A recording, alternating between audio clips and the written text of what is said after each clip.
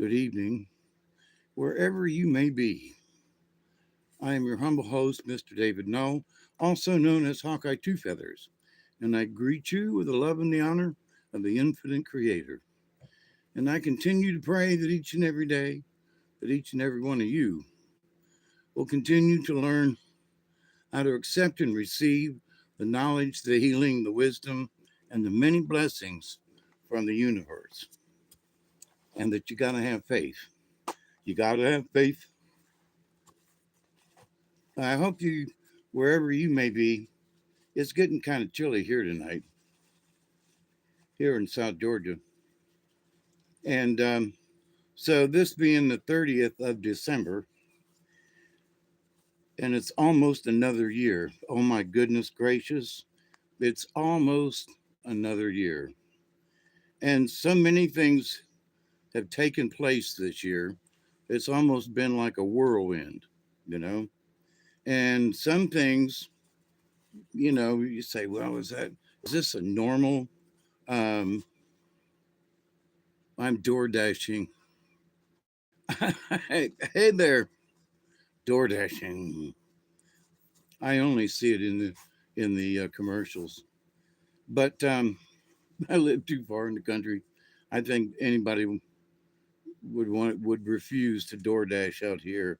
I'll give you $20. Anyway, it costs $20 just to ride out here and back to town. But anyway, so at the end of the year, a lot of folks are reflecting.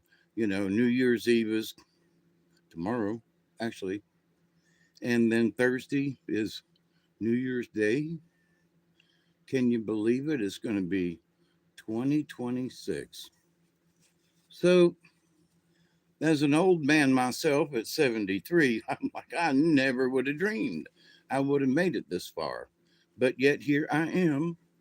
And after having heart problems this year and a stent put in and um, some other medical necessities for an old person, my hair is like a hell, ain't it? It's really getting long. I tuck it back there in the back. And so I'm actually considering, like, should I cut my hair this year? And I'm like, yeah, I don't know. I love y'all too. I do. And so I've had several illnesses this year, and so I would like to. I would have been on here a little more often, but a couple of weeks ago I got sick. I'm telling you. I guess it was flu stuff. Man, I couldn't get my head up off the couch, off the bed. I mean, I just, and to the point of getting dehydrated and all that stuff that happens when you're old. So, but my brain has just been fried. It destroyed any thoughts, you know, being sick and with a fever and everything. It's just like I was sitting here and wiping the nose and being gross and everything. Been a hell of a year. Yeah, absolutely. Who is that? Is that Michelle? It's weird how it's showing up in the thing.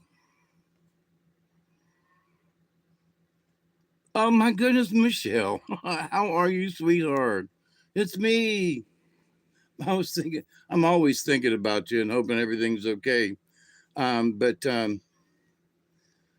this is sort of my end of the year, beginning of the year kind of thing. And it's like, had some really hard, tough times this year. My brother passed away um, in um, in March. I went down and picked up his Jeep, and I am the proud owner of his Jeep now. And but it's costing me insurance wise and otherwise, and it's like with old age and um, limited income. That's like, I really like it. It's a nice vehicle, but Lord have mercy, it's going to cost me to keep it, So, but anyway, I'll keep my fingers crossed. Picked up his teeth, Jeep, a Jeep Cherokee. Yeah, and I'm going to try to get teeth this year. I've got a new stent in my heart finally. That was my birthday present this year, and it happened 2 days after my birthday. So thumbs up with that. And so far, so good. I do feel better, but less winded. The stent has, definitely helped me. I know some other folks who have had. Um, my friend Rob, his papa, has got 3 stents, and they had to put him back in and determine what was wrong. Um, a Timex watch. Yep. Um, so that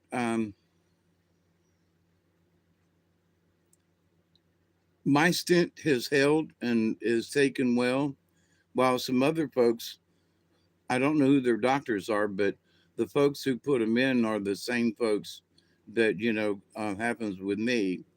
Is that Mr. Berry? How come y'all is showing up with your in the in the chat? It's showing everybody's at email versus just, yeah, it's a good thing. And I got to watch it on the screen. So and talk to the doctor while it was happening and the whole 9 yards. So, that the whole event made me feel good. Um so something to look forward to in this year. So, and then I got sick with the flu, and then I went down to Florida for Thanksgiving and had 2 bad falls. Just took a nosedive, man.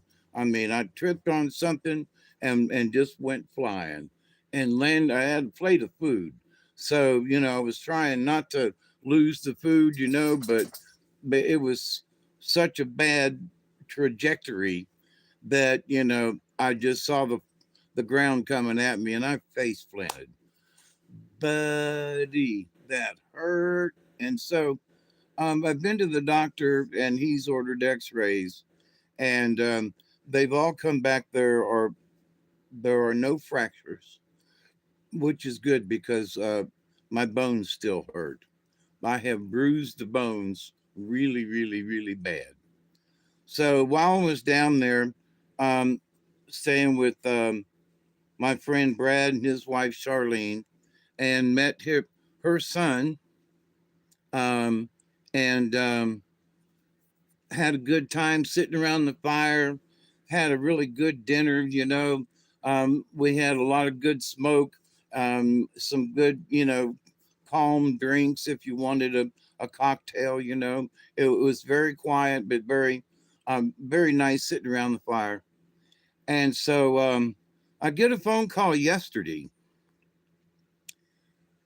from my buddy Brad, right? How you doing everything, and New Year's Eve is coming up, and how y'all doing? And he had open heart surgery to where they cut him from down from his groin all the way up, into the lower part of his rib cage. And so, how you doing? It's I'm okay. It's Charlene's son. Yeah, met him on Thanksgiving. And he said, well, he passed away yesterday at 10 minutes till 10 in the morning. And I was like, what? Said, yeah, he just had a birthday. He just turned 40. Like, yeah, he's talking about it. And smoked one with him, we're all laughing and joking. And said, well, so what happened, Brad? Said his woke up Saturday. His wife couldn't rouse him and noticed that there was blood all in the bed. And so she tried to rouse him, no go, called 911. They came, couldn't rouse him, took him to the hospital. They did several um, trying to find out where the blood was coming from and everything. And they that it had gotten so bad that they had covered his face with a towel because he was oozing blood out of his orifices. And then he passed away. But he never woke up. So whatever was going on with his body, um, so here's a 40-year-old man that just leaked all of his bodily fluids out of himself. Just and Brad and I was so are they going to do an autopsy? No. And I'm like, why not? And he said, well, Charlene says whatever's happened has happened. It's over with. She's already made arrangements for the cremation and everything. There will be no services, um, and that's that. And it's like, well, damn, I'd be wanting to know what the hell, what bursted it in, or what caused this to where he leaked all his bodily fluids out of his rear end and out of his face and everything. But so I hate to bring that up. It's a horrible sight and a thought process. But there are so many weird things that people are going through this year. We go through every year, but it's like you hear of a news story and it's somebody in Timbuktu. This one was close to home because I'm just, a couple of weeks ago sitting there, smoking one with the boy and wishing him happy birthday and everything and conjugating and so forth. And now he's dead and gone. So the last 2 days, I've just been sort of in a little bit of a fret. And the fret being just, God, there are folks who are younger that are passing away. Now, this has been a couple of years ago, but my sister's youngest son, Anthony, he got sick on a Friday. They took him into the hospital on Saturday, and he was dead by Tuesday. And it was some kind of exotic something that gave him um of high fever and some other stuff, and his kidney shut down. And so, but so I say close in our family, and really folks really, I mean, it was my sister's son, Anthony, and it's Charlene's son, you know, um, and I can't remember his name, and I don't want to misname it. But so here we are at the end of the year. I hope you are keeping well. Richard, how are you? I have sent you some prayers. I over Yep, I have. I've had the cold, the I don't know, they say I had the flu. Okay, not necessarily COVID, but the symptoms I had, but I had the flu. So it's like, okay, but um I'm still hammering it out. I'm still here. I'm still working on stuff, albeit slow. Um I found out on Christmas Eve that there was. Now, I have never seen these things in all of my lifetime. Okay. And so, a friend of mine that I've talked about, um, has had infestations of bed bugs. Okay. Trying to get rid of them. They've called in people and done things. Okay. Never, I've never seen a bed bug until Christmas Eve. And I've got these little bugs that are literally crawling on me. And I'm like, what the fudge is going on here? I'd seen one or two like the day before, and I'm like, where are these little bastards coming from, you know? So I pick one up and I go to squish it, and it stinks like hell. And I'm like, whoa. So I'm getting my camera out, and there's another one. So I light it, you know, and just cook it like I do ticks. And so then I took a picture of it, and it immediately said bedbug. Now, I've lived here 43 years. I've got palmetto bugs and roaches because I live next to the swamp back here. And there are those kind of bugs around outside all over the place.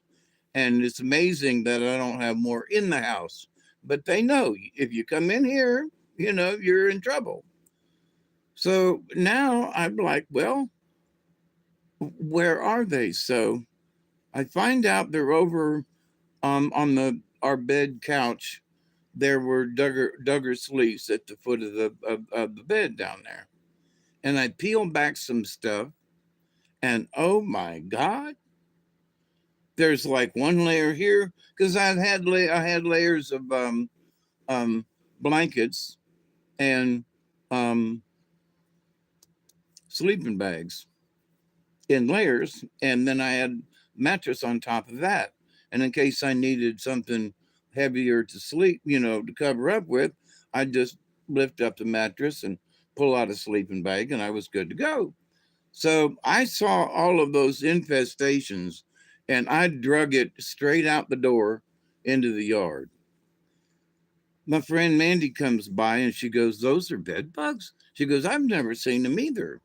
And it's her mother in law that has had the infestations, along with mother in law's daughter. Anyway, so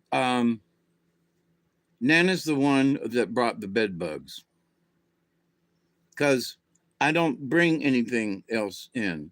But Nana's all the time bringing me stuff, you know. And so somewhere along the line, Nana has brought me bed bugs that I am very much aware of now. And I have been freaking out since Christmas Eve. I have taken this chair right here. I had some stuff folded over. There's a heating pad that I had on it. They had gotten in this crack. They had gotten into the blanket that I had over the back of the chair. All of that's out there in the yard. I don't want to set it on fire because I really like the heating pad. So I'm going to go out and clean it up. But it's oh my God! All these years of living here in this creepy old house, I've never had that kind of thing. I've never had lice. You know, the only thing, you know, fleas, which the dog brings in. Um, yeah, and I don't like them either. But the fact that somebody else brought them with, I say, with good intentions. What Nana has brought me stuff over the years, and she's the one that has taken me to the hospital and taken me to doctor's appointments and stuff like that. And what I noticed is that she could have brought it on her clothes because this sweater jacket thingy here, there's a little spot right here in the corner. That little spot right there. They were crammed in there. These bugs kept showing up, and I was like, where are they coming from? And I turned this inside out, and there's like three or four of them crawled up right inside there. And that's where they like to live, in those areas. And so I start checking my jacket out here, and there's one or two more living along in the seam of the zipper. And I'm like, so I'm taking my jacket off, freaking out about it. I got other clothes. So I've gone over this jacket several times, trust me. But the fact that, you know, After 43 years on Christmas Eve, I find out that, Santa has brought me um, bed bugs, And so an infestation over there along the couch, obviously, where Nana brought something in and always put it on the couch down there. And so that's where they jumped off and started. And then I have brought them over here to the chair by taking stuff from the couch and putting it on the back of the chair. And so um, in this video of, dump the junk, I'm taking stuff out of the house going, I don't know if that's a bug on it or not, but it's getting the fudge out of here. It's going out in the yard and I'm setting up, I got diesel fuel. I'm setting shit on fire. I am not putting up with this. So, but at the same time, I'm like, there are things that I should have taken care of over these years and over this year, because I keep saying, well, I'm going to take care of that. I'm so tired of looking at that like that. And I'm so, I don't know about you, but a lot of us have that kind of issue. I'm going to do it, going to do it, going to do it. And it's still there. So, in my ultimate, I'm going to take care of it scenario, I have taken care of things. Honest to God, I have. And like my medicine over here on the shelf, I took half of the bottles away because they were duplicates. They were half empty bottles that I combined. There were some medicines that I took and put in the um, in the bathroom. And so I'm like, so I'm honestly, yeah, the universe forced my hand, yes, but the universe forced my brain. I mean, there's a lot of folks talking about, we have been smack jab smucked several times. We're coming up on a 20. With solar activity and um, universal activity, gamma bursts and things from different places in the galaxy. So it has been one damned interesting year in that respect also. Not counting the earthquakes and all that kind of stuff, right? So things have the universe has been manipulating us, the earth, and the inhabitants with electromagnetic things and gamma bursts and but not necessarily on purpose, but it's just been happening. Um,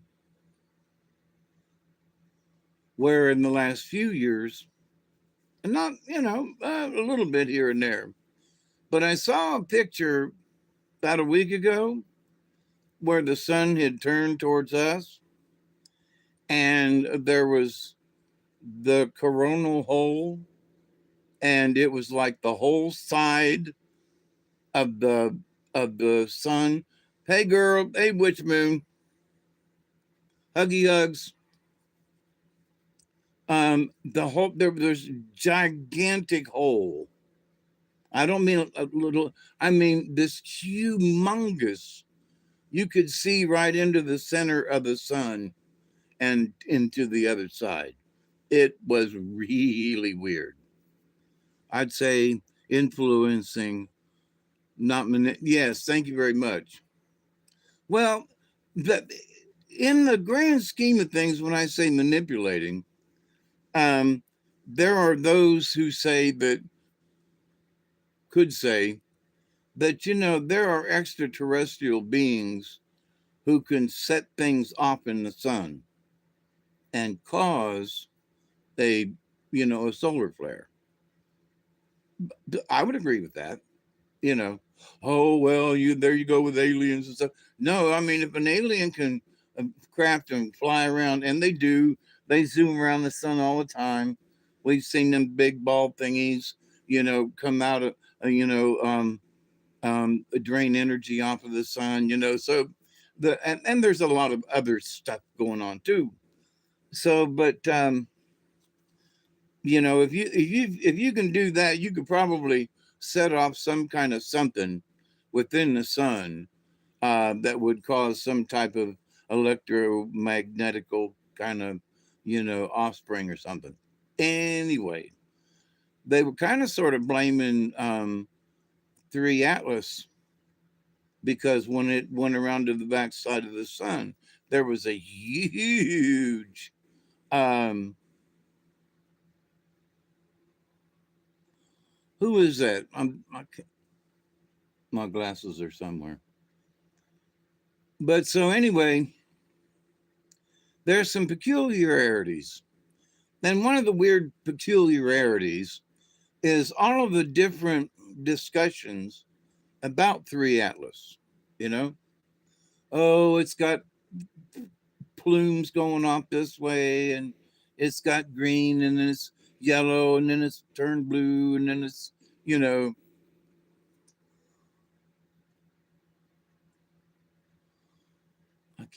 I can't tell who that is.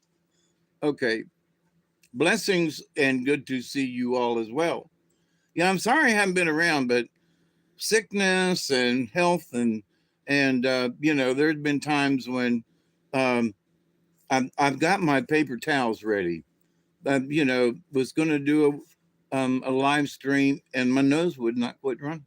I was just like sitting here, and I was getting ready to go, and I had it on, was going to go, and 20 minutes later, I still got snot dripping out my nose, and I just said, screw it.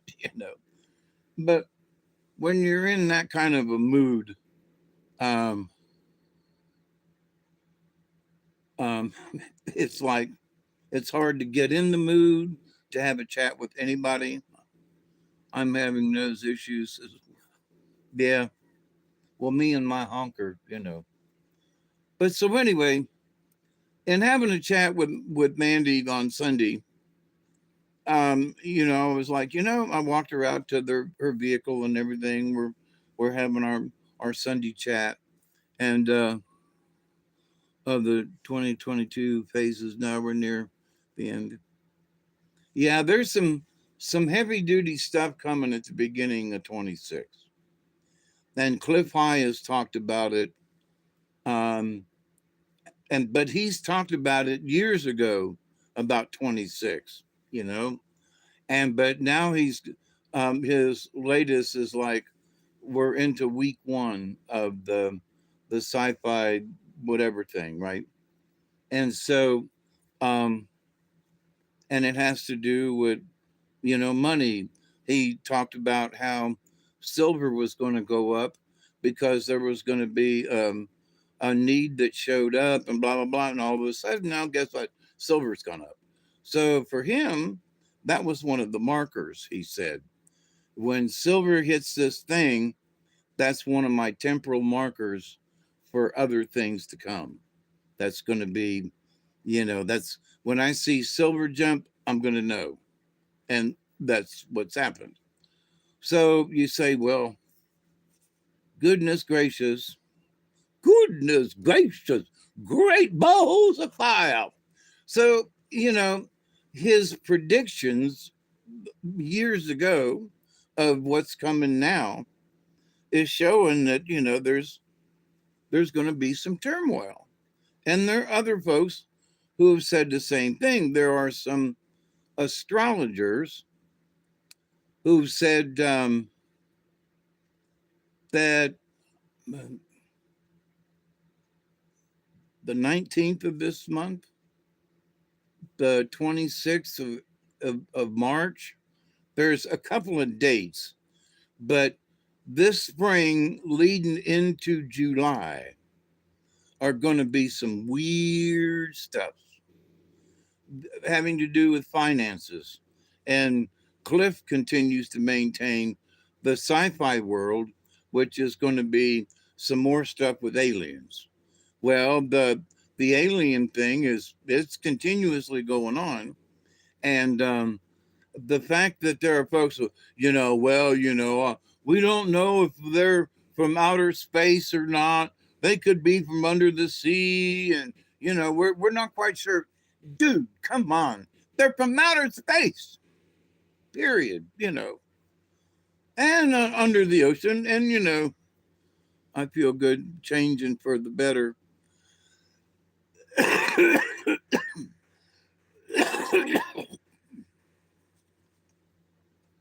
26, what's happened in 25 is the setup. And now that there has been the setup, there's 26 is the follow through. What do I mean by that? Manufacturing. You get all these people that want to come here and build. That's the setup. Okay. They want to come in, they want to do this, they want to hire American workers, and American workers are, a lot of them are like, a lot of folks are like, if I could get a good job, I'd go to it. But there's all these shit jobs, and you don't know if they're going to lay you off in next week or whatever. Yeah, 25 has been a rough year, absolutely. But for those of us that are here right now, we made it through all the humpity bumps and everything. We made it. 2 more days, we made it to another year. So, good or bad, we made it. So, um, yeah, especially the last quarter. Yep. Me going in the hospital and the stent and all that. Oh, yeah. This last quarter was, yep. So, but everything that I say that I've been shown, because I asked my spirit, so what's next on the block? What do I have to look forward to? Am I going to be well enough to go out and physically do things like I've been wanting to do for the last 2 or 3 years, um, or is there going to be more trials and tribulations? You know, this last year my brother passed away. He's absolutely in a better place. Sister said he had a smile on his face when she walked in just a couple of minutes after he had passed. And she said, David, he had the biggest smile on his face. So, that's a good thing. But so now with the auto industry, with people that support the auto industry, like when I worked for Press to Light Wire, we made spark plug wires for all of Ford and Chrysler and all. Then they moved it down to Nogales, Mexico. And now you bet your booty they're moving that shit back into the United States. But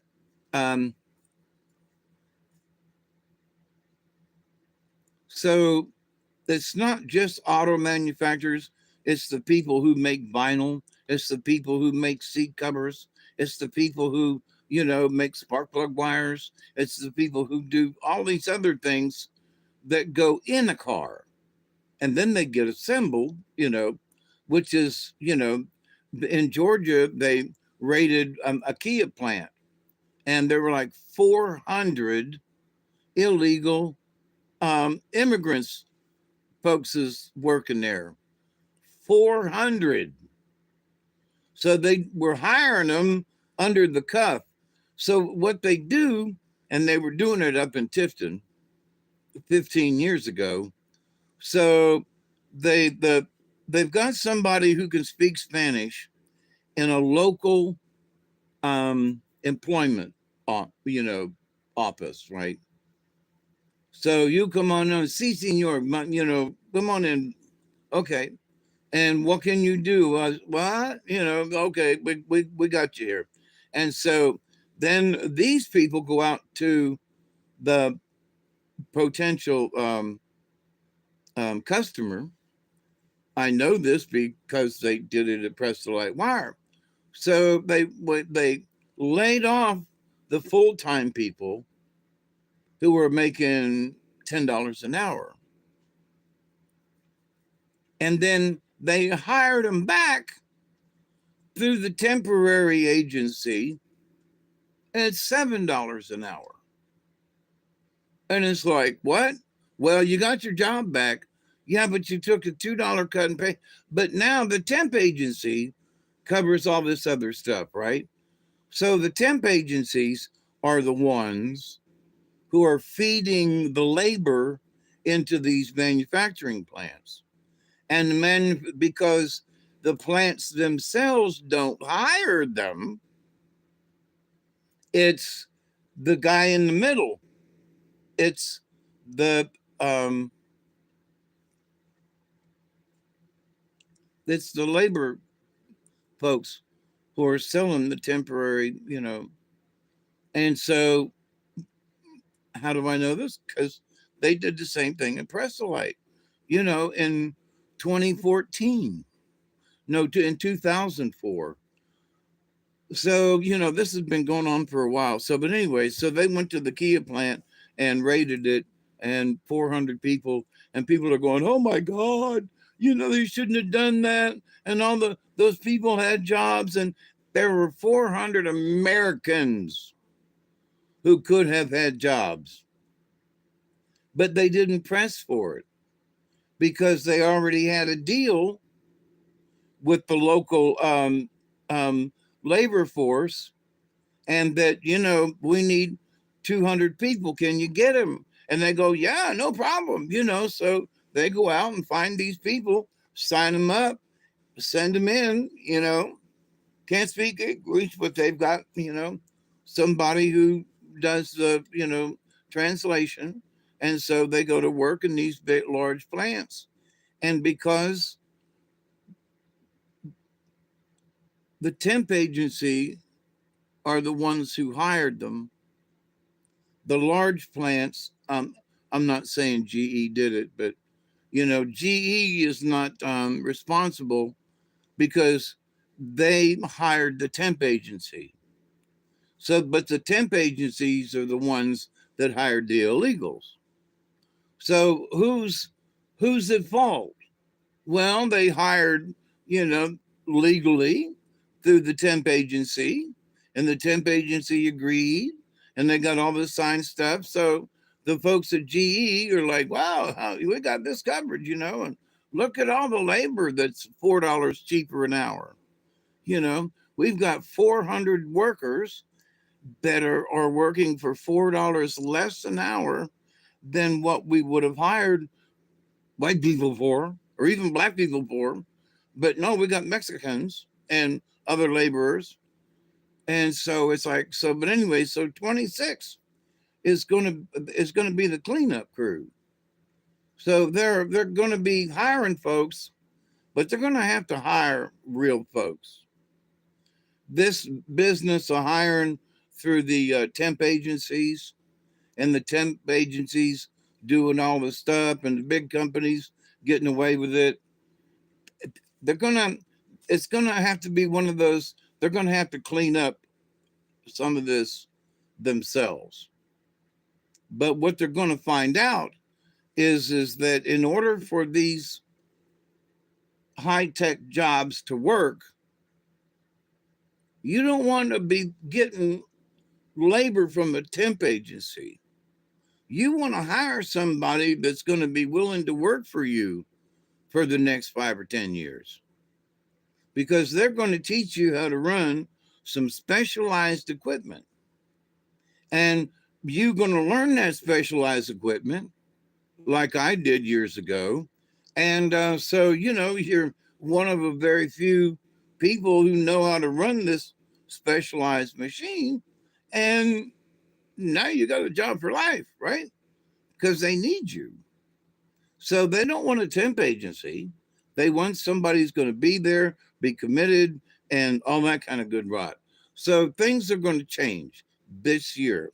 They're going to be looking for, the companies are going to be looking for people with the talent and the willingness, to say, look, you know, we're going to be here at least for the next 5 years. So, yeah, change is coming. A change is already. We're already on the doorstep. As Cliff High said, we're in week one. You know, Um, but anyway, so the first half of 26 is going to be bumpy as smuck. You know, there's going to be some things that are still popping up with the FBI and with this one and that one. Doge is still uncovering, fraud, the business in with them crazy people in Minnesota. God, God Almighty, who would have thunk Minnesota? But in California and all these other places that have, and so they've been, we've known this, but they've been giving away the money and giving away housing, and they've been doing it down here. I've known two children, known the mother and the Miss Patricia. It was her sister. Flew in from Mexico, had the baby in Thomasville because they think that that baby is born in America, right? And so a freebie through the hospital. It's a nice hospital, but she had enough money, and the family's got enough money, but didn't want to go to the Mexican hospital. Steve, you had a stroke on Thanksgiving. Oh my goodness. Yeah, and I took a face plant. Yeah, there's been some weird stuff. I hope you're doing well, my friend. A friend of mine had a stroke over the holidays too, so that kind of mess is going around. Be careful. And especially my friend who, woke up 2 days ago. He didn't wake up. His wife woke up and there's blood all over the bed, and her husband, blood had drained out his rear end, and they got him to the hospital, couldn't find out what, and he basically bled out. Wasn't on any drugs or anything like that. He went to bed, was feeling okay, and didn't wake up. That just happened the other day, 2 days ago. Now, yeah, because Brad called me yesterday to tell me about it, that it happened on Sunday. So, but anyway, so I'm sorry, Steve. Prayers for you. Bled out. Yep. Just all his bodily fluids just came out his rear end. That's just weird. But he wasn't awake. That's of all the things, Brad and I were discussing. At least he wasn't in any pain. He had apparently bled out enough before she woke up and could get him to the hospital to where he was unconscious and he never responded. But anyway, so all of this, it seems like we've been, if it hasn't happened to us personally, it's happened to somebody we know or, attached to in some way, you know what I mean? And it's sad. It truly and honestly is. But at the same time, I look at it is that, well, damn it, I'm 73 and I made it through another year of some fairly serious bumps in the road. Back in the hospital with my heart again, having that terrible fall, um, trying to squeeze my leg to death with the scooter, you know, just what the hell? And I'm trying to be careful. But other folks having issues too. So it wasn't just you had a friend lost a leg. I damn near lost mine. And that ain't no joke. It still hurts. Pray that we make it through whatever each of us may encounter in 26. Yeah, but so anyway, back to my premonition. It ain't, but this is my 10 cents word. Um, is that 25 was the setup, okay? And in 26 is going to be working out what got set up. All right. So the wheels are in motion after the first of the year. A lot of the stuff, actually takes place. It's official, it's 26. And so I'm also I'm also optimistic. A lot of other folks are being optimistic about it as well. And they're like with the Trump with the TDS syndrome, right? It's like it's time for the Democrats to cut it out. You lost, that's it, cut it out. You know, the least you could do is, you know, quit um, being negative about everything. That we can disagree on stuff, okay. We can have dialogue, okay. But this, not liking anything that the Republicans or us other folks, well, I agree with that. How come you don't?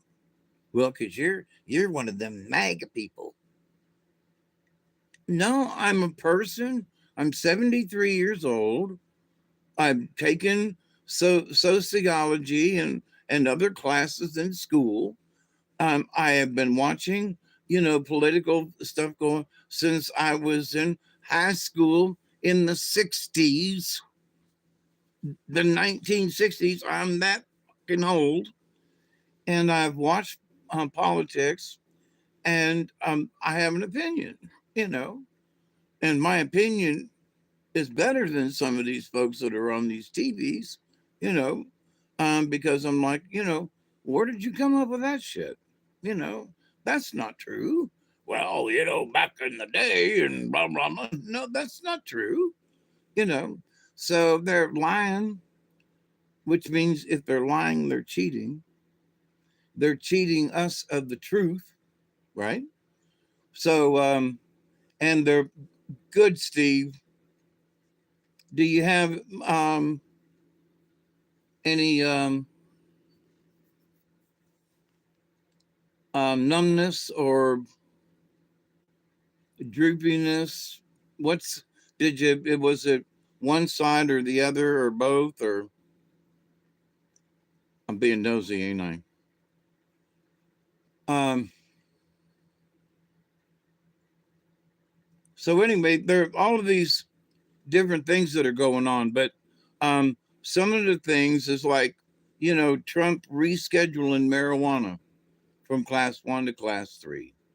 OMG. You know, I watched him do it. I watched him live from the Oval Office with some of his friends, you know, Dr. Oz and, um, Mr. Kennedy. And listening to something today, they were saying, the Maha movement, make Americans healthy again. So it's like, oh, them Democrats they just can't get along with, why would the government want to make you be healthy? Well, because healthy Americans aren't going to have to go to the doctor as much, and health prices are going to come down, you know?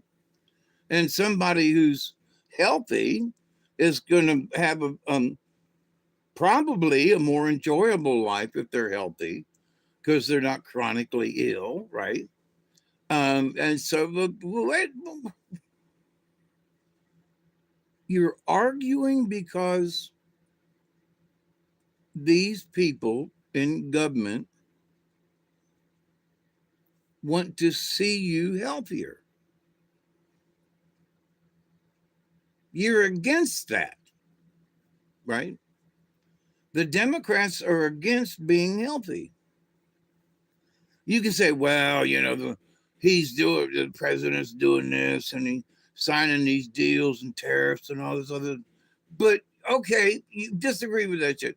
But you disagree that to make fellow Americans healthy, is a bad thing. The TDS, the Trump syndrome, has got to go. You know what I mean? Um, you they argue about everything, and it's like, but why do you feel that way? Well, because of Donald Trump. Yeah, but one of the senators are saying, the gas prices then in his state was below $2.50 a gallon. Well, how do the economy's not getting any better and everything is running? He was like, wait a minute. 6 months ago it was $3 a gallon, and now it's 250, 278. Yeah, it's about that same price here in South Georgia. Um, it depends on where you go and what you know. Yeah, I'm glad it's under three. There's one station that it was like 295, and I'm like, well, it's a Shell station. It's one of the more expensive ones, and then you go down towards the hospital, and there's a Marathon station, and they're at 279, and it's like, well, and then there's another, on the other side it's 269. It's like, well, wow. So, but for the people to say that nothing's being done, but the fact that gas prices are coming down, you know, and the cafe standards, which a lot of people don't understand, was put in by Ronald Reagan. Um, you know, Trump signed them off. He said no more of this stuff. So, a it was cheaper to build pickup trucks because the cafe standards. So, in other words, you could get more emissions out of a pickup truck legally by the EPA than you could a small car. So that drives the price of the small car up because of mileage and all that. Where the pickup trucks fall in a different category and they don't fall under the same cafe standards. Now Trump signed all that stuff off. No more cafe standards, which was kind of ludicrous and stupid to begin with. But so no more of that, right? So now cars still have to pass EPA and stuff, but not like it was, not nowhere near. So that actually gives car manufacturers more, uh,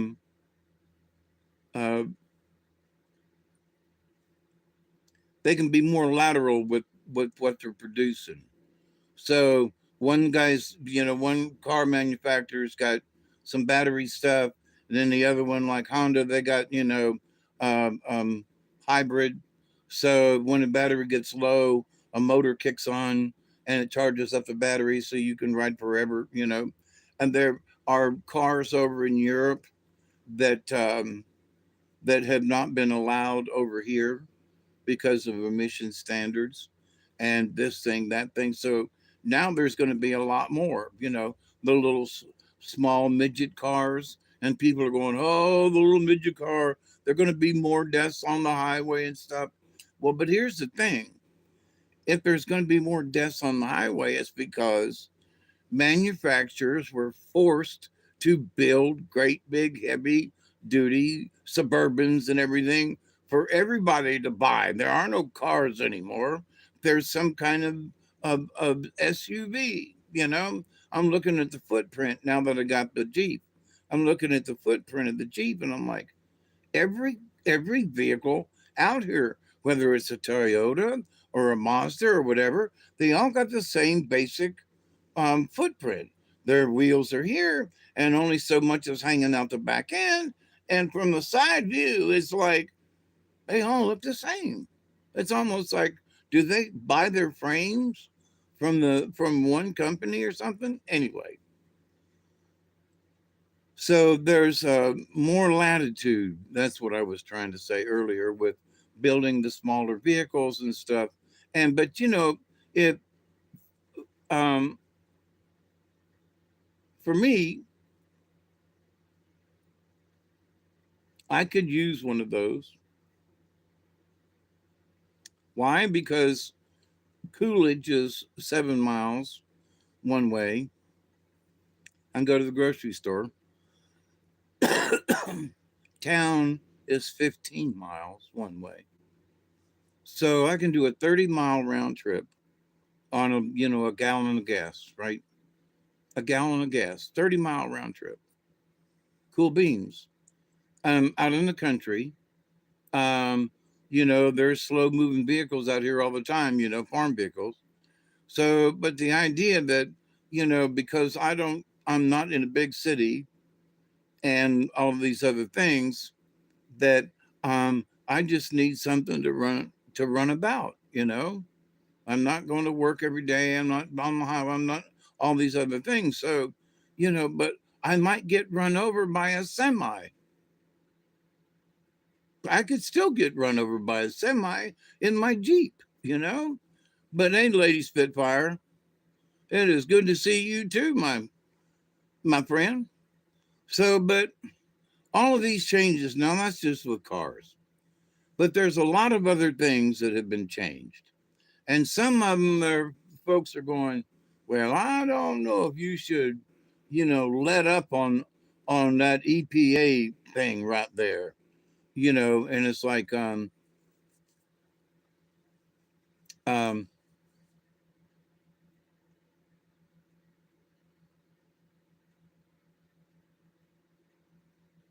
the EPA and folks are still going to be over, they're still going to be, you still can't do that.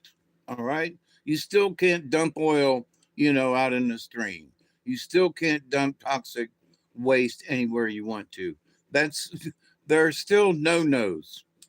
But some of the permitting and things and stuff was just absolutely bonkers. Some of the things that I remember, it's like we had large containers of 55-gallon drums of um,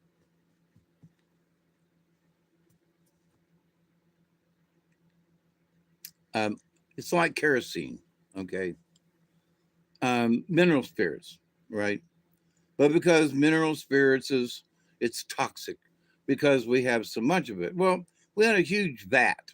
I mean, like a 6 foot by 6 foot steel vat that the mineral spirits went into, and it was used to clean parts and stuff, and you could put something in there and scrub it down. Well, after it got dirty so much, we had to pour it out and all that. Well, if you spilt some on the concrete, it was a major spill. But no, we didn't dump a 55-gallon drum. There might have been a gallon, maybe a gallon. As you were trying to, dump it, pour it, whatever, some stuff sloshed out, and, maybe a gallon hit the floor. Oh my God, EPA, because you had a major spill of more than a quart. And it's like, well, wait a minute now. We contained it. We had stuff right on the Johnny on the spot, but buddy, they had to put in a report, and then the EPA had to come out and check it out. And they had to go through the report and all this other stuff. When it was a gallon of mineral spirits, it's toxic to the environment. Yeah, but there was so much pavement between where we were doing what we were doing as far as it ever getting to dirt or into but it was also cleaned up immediately because they have those emergency kits all around. Love you too, Michelle, and I hope you staying warm. How's the gentleman doing? Have you had any luck with side contact?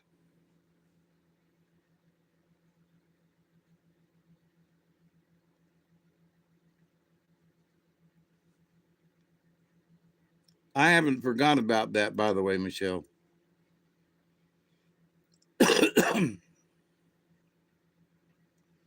But so other folks are finding out about psychic energy too. And with all these earth changes and alignments and stuff, um, which there are some alignments coming up that all the planets are going to be on one side. Good, you're fantastic. Um, and so there are a couple of astrologers that went back and that it's like, for thousands and thousands of years, there has never been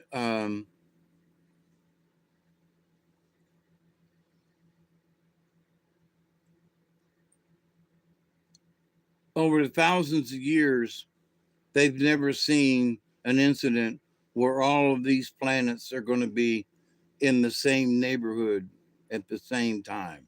They're not going to be lined up, but they're all going to be within a certain quadrant, and they're all going to be in Aries, I think. So, but to that point, so there are some strange cosmic things going on that have never happened before, and not necessarily to get freaked out about.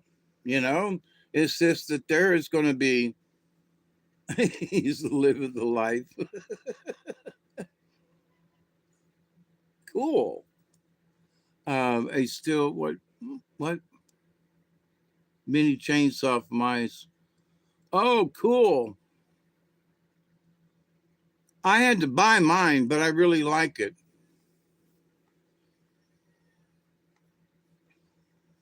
And I bought it from Ace Hardware too.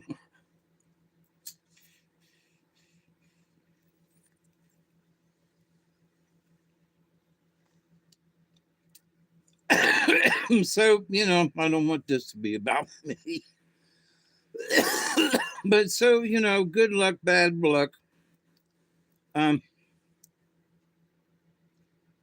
I got back from Florida, visited my sister on Thanksgiving and all. And I'm limping badly because of my fall.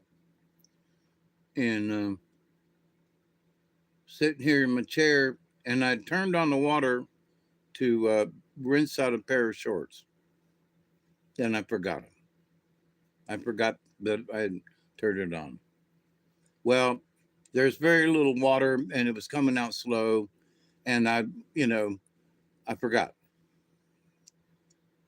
My buddy Rob comes over and he goes, "How come your pump's running?" And I was like, "My pump?" And he goes, "Yeah, it was running when I came in," and he said it's still running. And I went, "Holy crap! I forgot to turn the water off." So I go into the bathroom, and it's barely dripping. Oh man, I'm out of water. What do you mean? I said my well has just been pumped dry.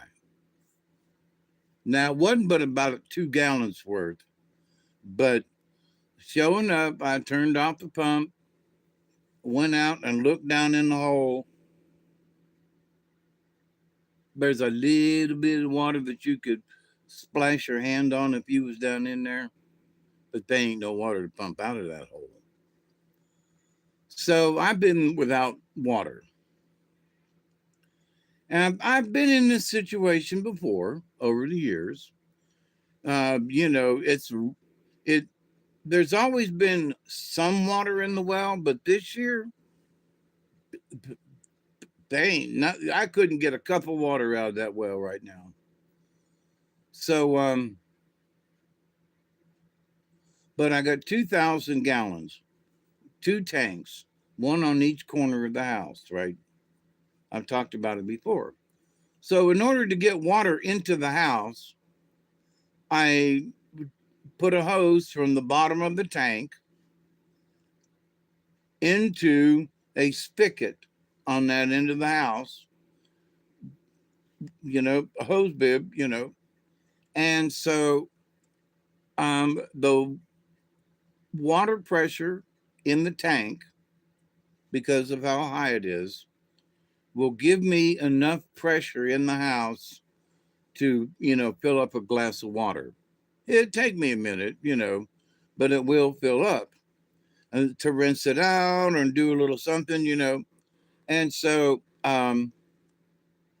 right now I got a drip because I can't get the damn thing to shut off. So, but I've got 2 gallon buckets, and I've been filling up the buckets full of water. So I'm watering the plants. Duggar's getting his water. I'm flushing the commode. I'm washing I've got the pair of shorts I can wash in one bucket, flush the commode, rinse them in another. And so, but I've got it set up, and now that the water is coming into the house from the one tank. So it's like I had to go to the stove, to the Ace Hardware, and I had to get me some plumbing supplies. I had to get some 3/4 inch fittings and so forth. And it took me a couple of tries, but I now have drip water in the house. And to some people, it's like, oh my God, I don't know can't you do something? Listen, I don't care if it takes me 5 minutes to get, drip water. What do you mean, Dave? Well, it's dripping. So I put whatever I want up underneath the spigot and let it drip till it fills up, you know, or it fills up something else, and then I rinse it out in that. So, but anyway, it's like camping in a way. You have to be careful with the water. There's 1,000 gallons in that tank out there. You know, I seriously doubt that I've used 20 gallons. You know, so I got a ways to go. But still, if there's no rain on the horizon, I don't, I don't want that drip. I'm going to have to fix the drip, is my point. So, but looking at the future of 26, I'm like, no rain, but I got water. I have foreseen issues over the years. Um, like we're going to run out of, we're going to have droughts. Well, here we are, another one. Last 2 years, we had plenty of water, man. I mean, the water was right up to the top of the well. This year, nope. The river's been dry, the lakes are down. It's really been different this year. But north of us a little bit, they've had rain. South of us in Florida, Brad and them, they've had rain in Central Florida. It's just missed us up here. We've not had any tropical storms come out of the Gulf or whatever this year. I can't remember a year when there wasn't at least one or two tropical storms, not hurricanes, but tropical, low pressures in the Gulf that moved around and would give us water up here in the panhandle. Nothing. So that's odd. And you say, well, Dave, why are you bringing that up? Well, because of the way these buttholes have been spraying over the years. They're doing weather modification. You can watch and see where the jet streams are moving and how far they dip down and what's going on. So, they're still messing with that stuff. So, but the fact that we didn't get not one low pressure further north than Cuba this year. There was a couple of them that were like funneling right into the straits there, and they just nothing happened. So that's weird. Um, what do we have to look forward to in 26? I think we should pray for rain, for one. I think we should pray that the folks who have been screwing with our weather will stop screwing with our weather. Um, I've got everything that I need other than just a couple of minor things. I'm going to put in a deeper well back here behind the house. And I've already got part of the casing in. Um, and My friend Brad's going to come up and help me sink some more pipe in the ground. Um, so, this well up here is no sense in digging any deeper. But so I'm going to put another one downhill. And I've already worked on it. So my future is in 26. I'm going to be drilling a new well in an area that has should have a lot of water down there. You know, at 30 feet should be plenty of water down there. Because I've drilled some test wells back here in the back, and there's plenty of water down there. But we are in a drought, so did the drought affect the water level back here? I won't know till we drill it out, right? But I will be in a better place other than up here on the hill. So 26, I'm looking forward to drilling deeper with the well, a new well with new expectations, with cleaner water. There shouldn't be any sand or anything like that that I have issues with this one. So good water. I'm looking for good water for 26. I'm looking for the fact that, I've been struggling with water for years, and that maybe this um, drilling this well down here in the back is gonna help me further my future years of living here. Right? Better water, more water. Going to be able to do a garden possibly with the volume of water. Things change when you have water, right? Um, I won't be as confined as I am with a shallow well, a true shallow well. Um, I've got the vehicle, from my brother's passing, and I've been doing some insurance looking, and I can do about a $300 savings on insurance through State Farm, and the one I'm getting now, and that's every 6 months I can save 250. So that's $500 a year I can save on insurance. That's going to help, right? So that's looking good. Gas prices are coming down, so that means it's not going to cost me as much, to go take a trip and go visit somebody like Elderberry. Been wanting to go see him forever. Well, now I got a vehicle that'll make it. Now the insurance is coming down to where I can afford it, and the gas prices are getting better. So now that that little bit of scratch I got in my back pocket, it's going to go further. So I can go visit some of y'all like I was planning on 2 years ago, right? So it's like, well, all right. So things ain't dead yet. You know what I mean? The plan of being able to motivate and motorize and go traveling, and me and Duggar go see the sights. And oh, by the way, speaking of Duggar, he went with me, of course, down to Florida for Thanksgiving. We were out in Brad's vehicle every day looking for places to go fishing. And because Brad hasn't lived where he's at for very long, like 6 months, and then he went in the hospital for his heart and everything. So he doesn't know his backyard yet. So when I was there, I was like, "Have you ever been down this road?" No. Well, let's go. And we'd drive out to the end to the bay, or to one of the inlets or whatever. And so we went fishing. We did walking out on the pier and all. And Duggar went with us the whole time, and we only had to put a halter on him one time, and that's because it said dogs will be on a leash, couple of other places, we just let him wander around. But he stayed with us. He didn't bother anybody. He didn't bark at anybody.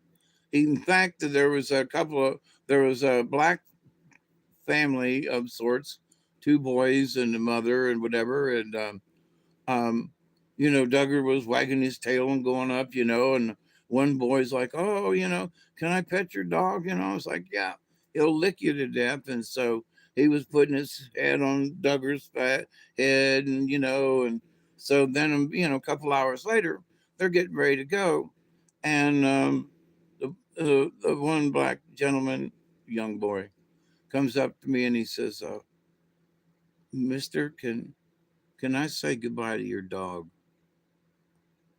And I was like, of course you can. And Duggar, and he goes up to Duggar and he grabs him by the head, on either side. And he puts his head down like this. Duggar, I'm going to miss you. You've been a good dog now. And, and bye bye. And I'm like, ah. So Duggar was great while he was gone. So there at Brad's house, they've had some wild pigs show up. Now they're on um, Thanksgiving Day. We're sitting around this fire pit, and we're all eating and joking and laughing and watching a movie or something, and Duggar's sitting beside me, and from across the way through the table and chairs and some other stuff comes this little pig, coal black, right? And he's coming towards us, right? So Duggar's over here and Brad's beside me. We're talking, and Duggar's like perks up and looks over, that away, and he tears off, buddy. And he's like knocking stuff over. He's going through underneath the tables and all to get a bead on this pig. Well, he tears off after this pig, and the pig's in front, and Duggar's right behind, and and it goes around the driveway a little ways and gets to the edge of the woods over by the boat, and the pig stops, and Duggar stops, like at the exact same moment. Now we're not sure if Duggar stopped and the pig stopped, because I was watching, and I was like, I think Duggar stopped first because he went to the edge of the driveway where the woods started, but the pig kept running, right? Because that's the pig came out of the woods, and so Duggar stopped.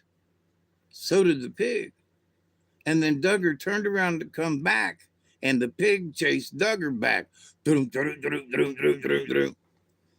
We busted out laughing. It was the funniest dead pig to see this little black pig chasing Duggar back around the around the driveway. It was a blast. So, but Duggar has been a very good dog. So, for him never traveling, we've never gone off somewhere. Anytime I've ever went away for overnight or whatever, somebody's always took care of him. So um, he's he was with us. We tried to get a picture and a little video, but so we're taking a video and they wouldn't do anything. Then they say, well, blah blah blah. Next thing you know, they go tear it off across the driveway. So we could not get a picture of it, and but it was the funniest damn thing, I tell you what.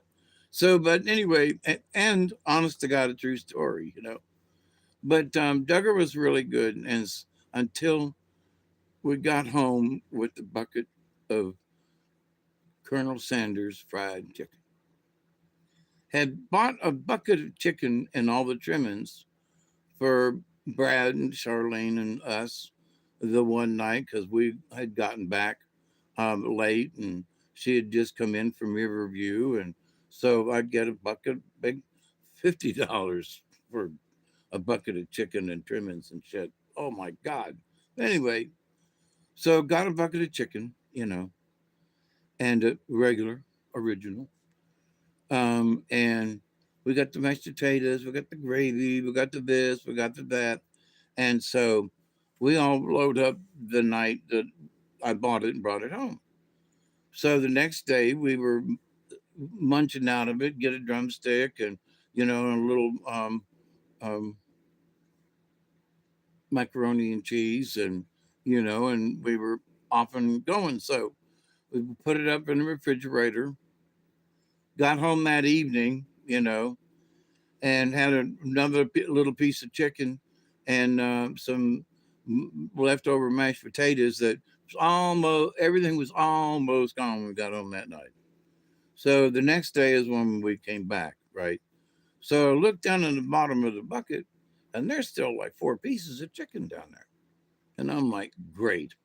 I'm going to put the chicken, put it in the Jeep. We're going to take it home. When we get home, I'm going to split the chicken. Me and Duggar, he can have 2 pieces and I can have at least 1 piece, right? And he always sucks up the rest, right? Bones and whatever. So everything's groovy. Leave about 3 o'clock from down there. It only takes 2 hours to get back up here. So got the bucket sitting literally between us. Duggar has jumped in the back seat. So I've got the bucket of chicken. It was one of the last things to put in the Jeep. And, so it's sitting on the passenger seat. And so he jumps in the front seat and, he's sniffing in the bucket. And I got the lid, that goes in it. So um, he didn't mess with it, just kind of looked at it, looked out the window, went back in the back seat, didn't seem to pay any attention to that bucket of chicken. So get home, pull in the yard, and I'm taking stuff out. And so the bucket of chicken ended up on the couch with some other stuff. I had a bunch of stuff in my arms. I'm going to bring it in like I normally do and sort it out when I come in. So I put the bucket of chicken up there and a bucket, some clothes and this and that, right? And um, uh, Ricky, next door neighbor, comes over to check on me for a few minutes, and so I have been distracted. And me and Ricky, we smoked one, which we missed at 120 and coming on another one. But so I'm talking with Ricky and everything, and I noticed that the Duggar's over on the bed over on the couch, and he's looking suspicious. Is the best way I can put it. Now, because of stuff that I piled up there, the bucket is hidden from view from me. And Duggar's down on the end, right? And his head keeps coming up, and then back down. And what the hell's he doing? So this is only like 5 minutes. This little bit of exchange, and Ricky and me, and okay, I'll see you later. And he's walking out the door, and I was walking him out, and so I go out to get another load to bring it back in, and I come in the door, and Duggar's down on the floor, and he's choking. He's like, I mean, he's really going after it. And I see this piece of chicken come out his mouth. What the hell? Um, is there something that he what? Wait a minute. He's got a whole piece of chicken in his mouth. And a whole piece of chicken, wing, breast, a whole piece of chicken in his mouth. And he's like trying to swallow the damn thing whole. So he looks up at me, spits it out on the floor, and then starts munching on it in smaller pieces. Now I'm like, what the hell, Duggar? What's going on? And I look in the bucket, and he had licked the bottom of that Kentucky Fried Chicken bucket. Licked it clean. There was not a crumb. There was nothing. And what he had done was grab that piece of chicken before I could see it. And he didn't chew it on the bed. He jumped down on the floor. But in order to get it to the floor, he tried to swallow that big piece of chicken. you know, he tried to swallow the damn thing whole. So I didn't see what he was doing. He was hiding it from me. So I looked at him and he looked up at me like, I've been caught. I mean, the look in his eyes, he was like, what? Duggar, you ate my chicken. Duggar, you ate my chicken. Duggar, you ate my chicken. That was my supper. Duggar. And I had an empty Doritos bag and I folded it 3 times and I whooped him with that Doritos bag. Smack. You ate my chicken. Smack. You ate all the chicken. Smack. Duggar, what did you do? Smack. An empty Doritos bag. It made a lot of noise, but obviously didn't hurt him. But I've never whooped him for anything, right? I whooped him for 3 good minutes. And he just kept going. I said, "You better not run away from me." Back. You ate my chicken. Back. Because he knew what he did. The way he looked at me like, "What did you do?" Oh. He's watching me right now because he knows I'm talking about him. But that scoundrel, so he did beautifully while we were gone. But as soon as we pulled in the damn driveway and got the house, he, he ate 4 pieces of chicken, cleaned me out. So, but anyway, so Duggar was a good dog till he got to the house. And then he ate all the chicken. So,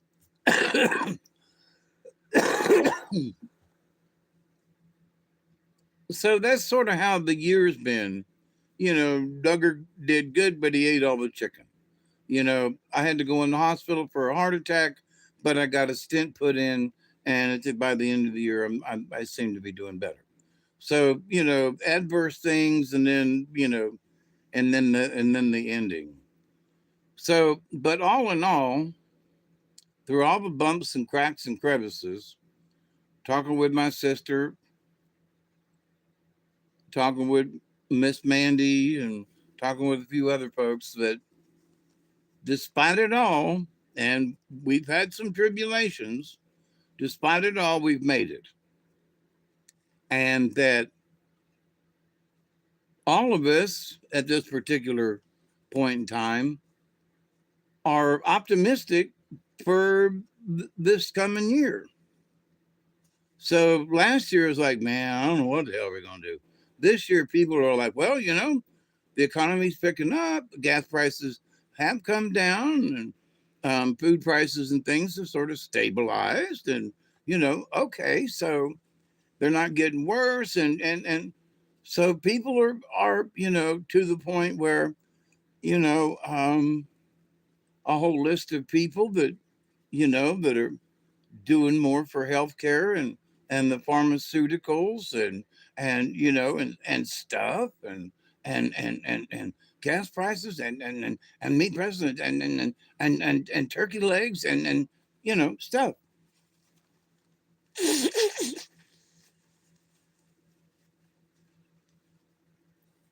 So if I were a young man,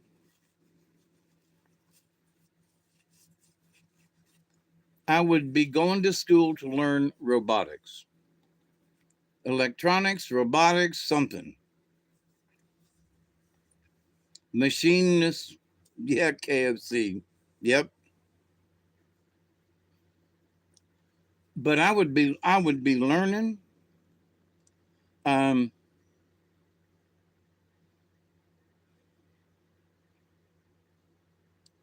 Oh, that does remind me of something. I would be learning about robots, big robots for manufacturing. You see them robots in the automobile plants. Somebody needs to work on them. There are people who need to be able to train them, to program them, and know what to do when one goes haywire. You know, how to troubleshoot. So the jobs coming up are going. People, oh, AI and robots are going to take over everything. Yeah, but somebody needs to work on them robots. Somebody programs them robots. So if you learn about the robots themselves, then you got a leg up on a bunch of other people because you know what makes them buggers tick. So before lap up a liver, don't cough it up now. That would not be pretty. Um, but so to learn machining, some kind of robots, whatever, the programming of it, and it's like, well, I don't know about that, but you'll have a job. You you will learn the ins and outs of what a robot can or can't do, and what the AI is, and so you can be ahead of everybody else in that respect. Oh, well, the AI is going to do this or that, and then you can know, like Cliff High does, that no, that's AI can't do that. It has to be programmed. Oh, but AI is going to do no. Man's going to have to program the AI in order for it to. Oh no, AI is going to So people who would learn machine learning would learn about AI. Now, with that said, I mentioned this. It's been months ago now, or maybe a year or more. I said, in manufacturing, all the machines that that we worked on had numeric controllers. They knew when something was turned on or off, right? And on and off switches was pretty much it. But the on and off could mean on, and that their air would lift something up, and then when it turned off, the air would come back down. So on and off could mean a bunch of things, right? So, but Alan Bradley has been Adam. What's up? Um, Alan Bradley has been in the manufacturing world for the last 60, 70 years or more, right? So it's like now there has been a virus that has been introduced into some of the loops, but it has to be you don't download this from the internet. You download it from a stick. So if you've got this virus combination, somebody has brought it to you on purpose for whatever reason. Now you may be using a stick, um, like what I used to do. I used to have some music on a stick, and I'd bring it in and plug it into the computer, and then I'd listen to my music list on the stick. So technically, I could have brought the virus in when I plugged in to listen to the music. Of course, that was 20 years ago, but now, so there is this virus that has been getting into um,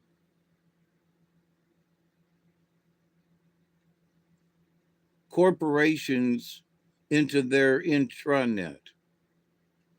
So, are you on Instagram? No. ask you some questions based on your previous live vids you had before. Okay, hiya.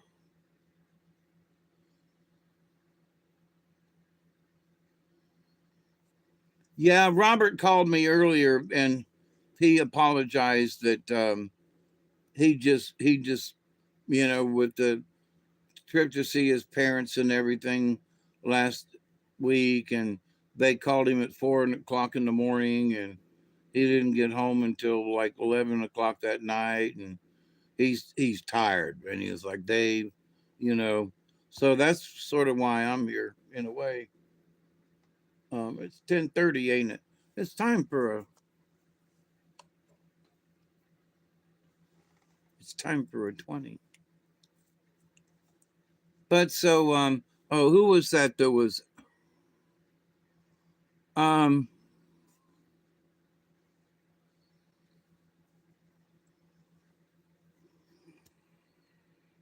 well, if you know my email address, uh what will you pull the weekly cards? Oh, okay. I'll pull cards in a few, like I was pulling them for, yeah.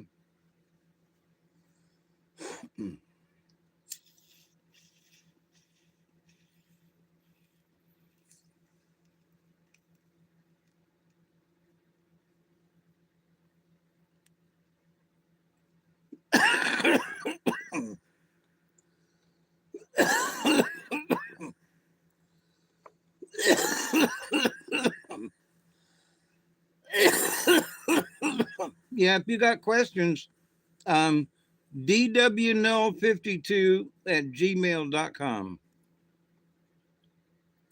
all lowercase. dwnull52@gmail.com. It's really easy. So, because if you know me, I'm David Wayne Null, DW, and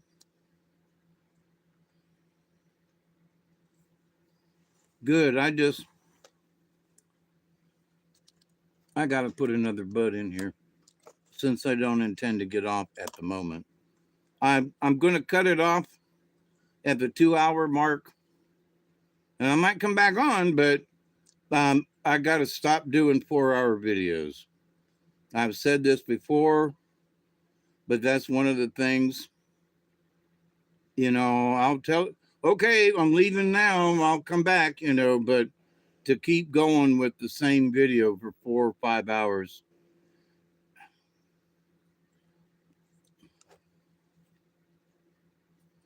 Now, I love hanging out with y'all, and especially when I have them 5 hour videos.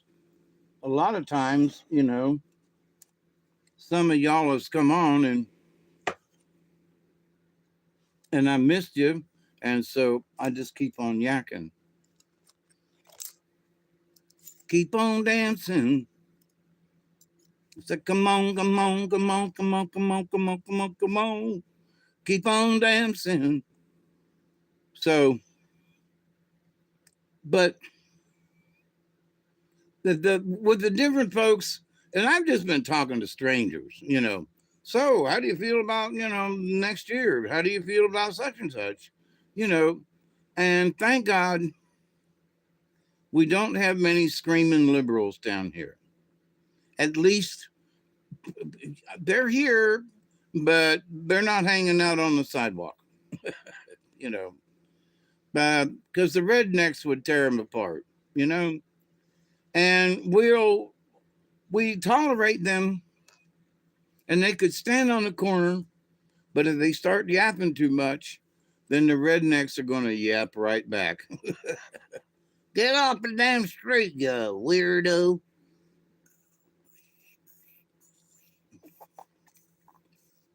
And so,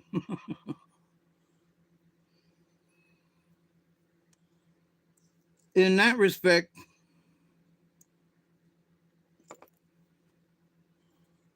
things seem sort of I say normal. Now, it would be abnormal. And you go, well, Dave, what do you mean by that? Well, there are no sanctuary cities around here.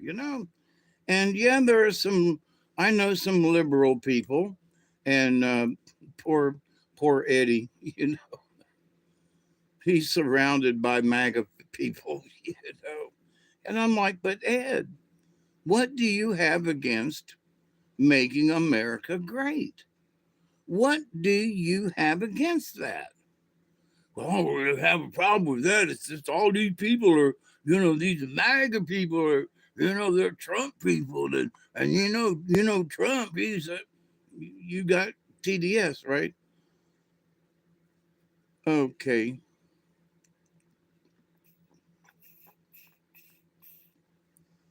so 26 will be another year. Well, it will be a full year for people to swallow their, you know, how come people are still freaking out about, everything Trump? Oh, the ballroom.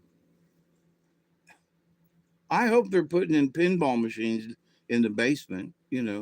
Somebody wrote this thing and they did a video about you should see what they're doing in the basement underneath the White House.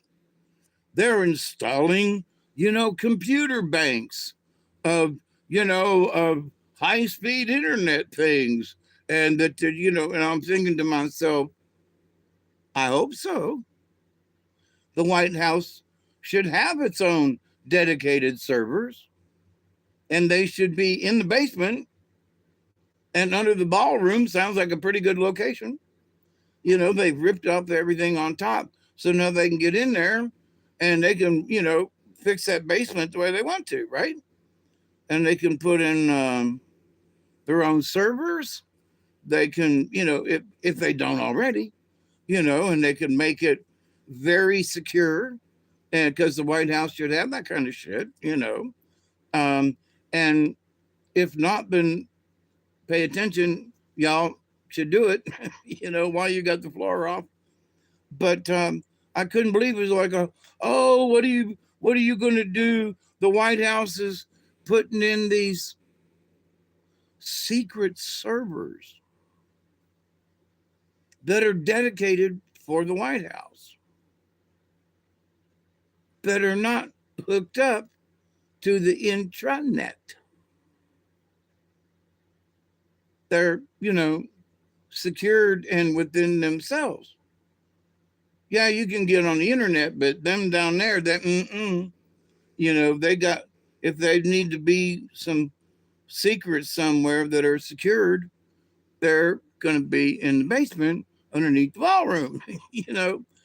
Come on, of course. So here are these liberals bitching because while they've got the floor off to build the ballroom, they may this they don't know for sure. This was conjecture on their part. They may be putting in new dedicated servers. Yeah, so. But to them, it was a big deal. Oh, that's why they're making the ballroom so they could hide something in the basement. That's a good cover story. I'll go with it. Sure, no problem. So, but for these people, there is a grand conspiracy that they're putting something in the basement under the ballroom. It might be dedicated servers. It might be um, the secure codes for the rockets, red glare, and oh my God, I hope so.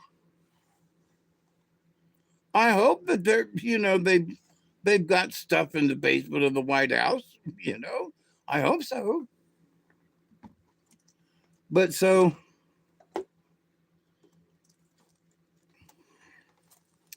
For the poor people, you know, I thought I was a conspiracy nut, right?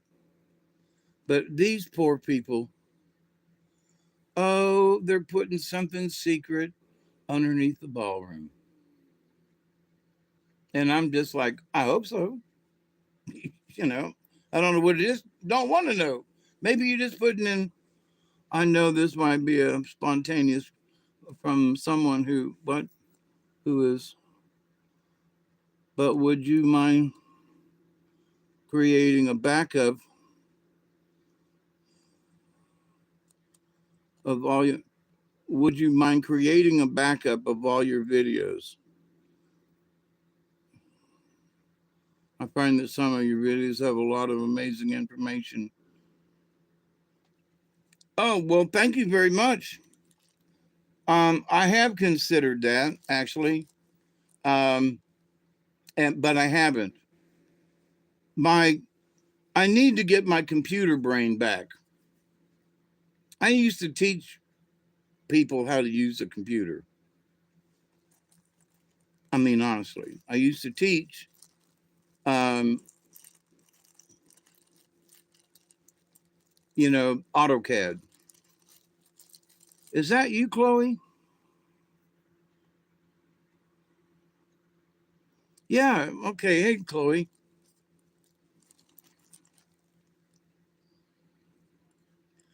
See, y'all's names are showing up.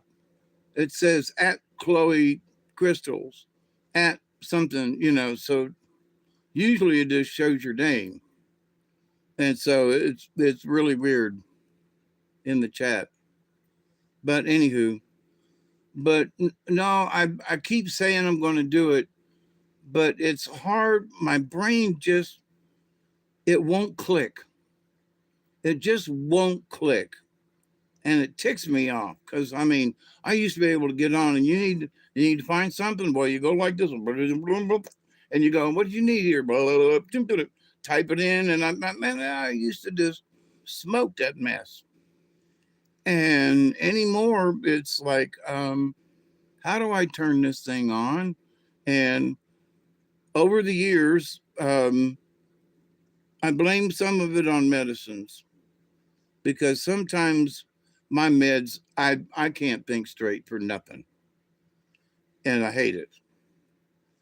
Uh, it and things that I've known how to do for years, I can't remember, and frustrate me. And I'll look at it, and it's just like I just get this blank look on my face, like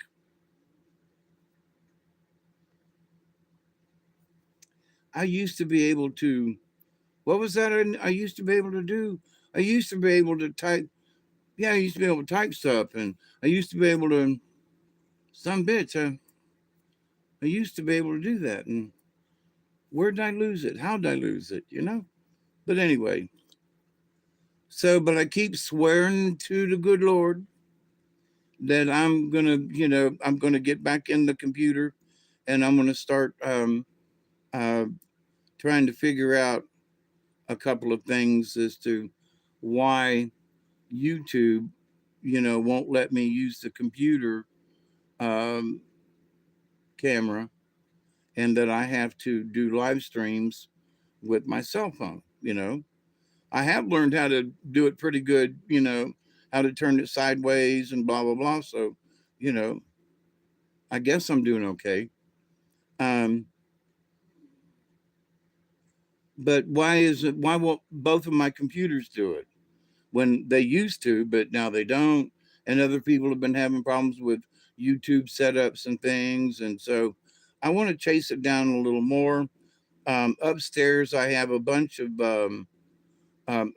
software uh, for sound and video and things.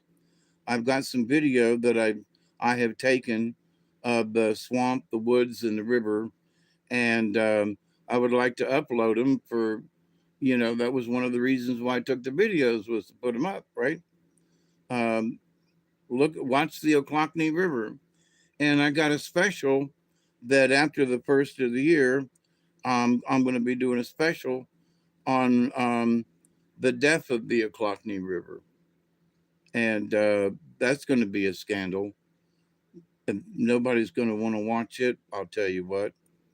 But um, I've talked about it over the years, and indirectly, it's the chicken farmers.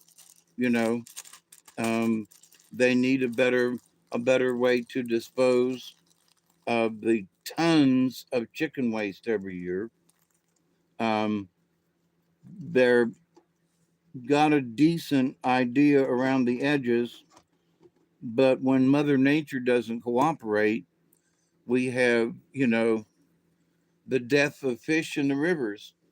When I was down in Florida and talking with them folks down with the intercoastal waterway and, the cross Florida barge canal, and they shut that down. We were fishing on the cross Florida barge canal. I don't think I told y'all about that.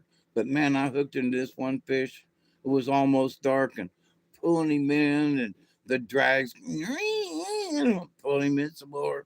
I get that son of a bitch almost to the shore. And I mean, got my little rod just bent over.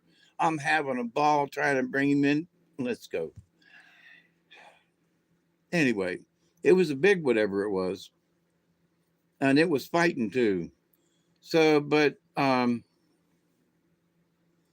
the Cross Florida Barge Canal, and they built that lock with the the um, the lake that's there, and they messed up. They messed up the wildlife, and especially because they cut across places for the Withlacoochee River, and they messed it up. It said I reconnected. Did y'all see a blip? Well, so anyway, and learning about the fishing and learning about what's going on down there and talking with, the local fishermen and folks in the local store where you're buying bait and tackle and stuff, and just guys loading up his boat and just go up and go, hey, where are you heading? Well, I'm going out in the flats, and we're going down here. What, down this way? Yeah. Well, we're new in the area, and is there any decent fishing out there? And so, you talk to other fishermen, and other fishermen are usually fairly polite and will yak at you for a minute or two. And so you can find out stuff, right? So Brad and I, we worked the carnival and we talked with people, so we know how to do that kind of stuff. So, but while I was down, that's what we did for 5 days, and was talk to folks. And since then, Brad's been going to some of these places and doing a little fishing himself. So, um, learning your neighborhood is a big deal, and that's like up here. The Ochlockonee River, I've known the Ochlockonee River, been up and down it dozens of times, right? I've even, since I haven't been on it in a year, I still know where certain nooks and crannies are. And I could do it in the dark, and have done it in the dark.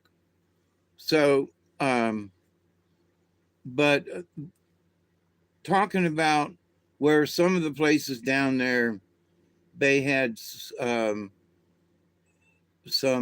influx of seawater into fresh water, and it messed up the fish. Right.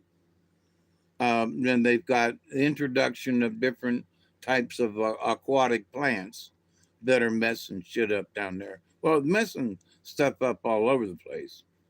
But so it's like there are so many different types of invasive things. It's just not one thing, that there are different types of fish that are being a pain in the butt. And so what's happened up here with the Ochlockonee River is that the the way they're disposing of all the chicken manure has affected all of the wildlife, from lizards and frogs and turtles, all of the small stuff, all the way up, and they're the only fish that are there now are gar. We're tearing up. Wait, we're we're tearing up if we come down. Florida fishing is the best. I live between and the Atlantic. Yeah, but I told you about what's happened over there with that stuff on the East Coast. 4K that can download all videos on a specific channel. It's very easy to use. Whenever you get what time, you can check it out, but it costs a little money. I have it, but I have no more space left on my hard drive. Called The software is called 4K video on a specific channel.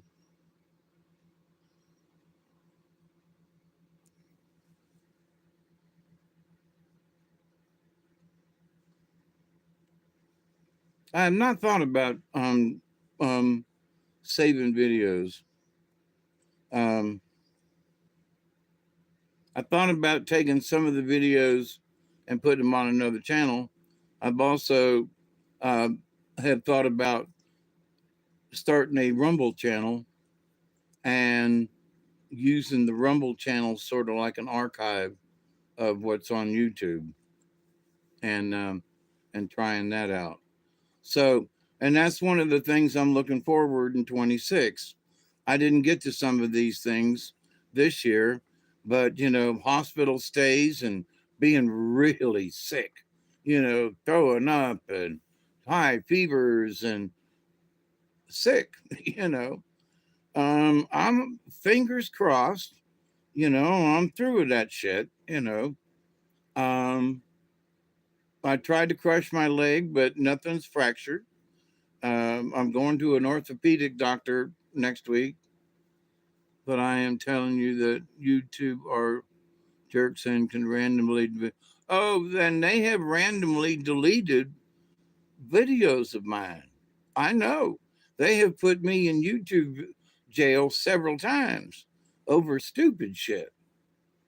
And so I'm quite aware of it, but thank you.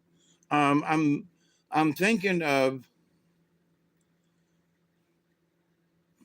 I'm not sure what it was, but there was some software that I used to have, um, and it's upstairs on my other computer, that would allow me to do that. So, as the 4K downloader, um, I will look into that. But as you're mentioning it, I'm thinking to myself, I think I had something that would do that, you know, because I was very much into video editing, and I'm used to do a lot of sound editing, a bunch of sound editing and stuff, because I created soundtracks for directors for their plays. They needed car horns, they needed a dog barking, they needed a music intro, whatever it was. I would do the soundtracks and then burn them to a CD so that anybody could do the soundtrack for the play, um, and it was very effective. And so I could make 250. Who is that? Travis. No, no, no, no, no. Don't do that.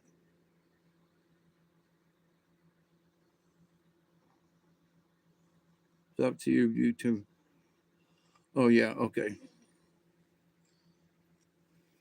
So, but no, thank you for your 10 cents on that.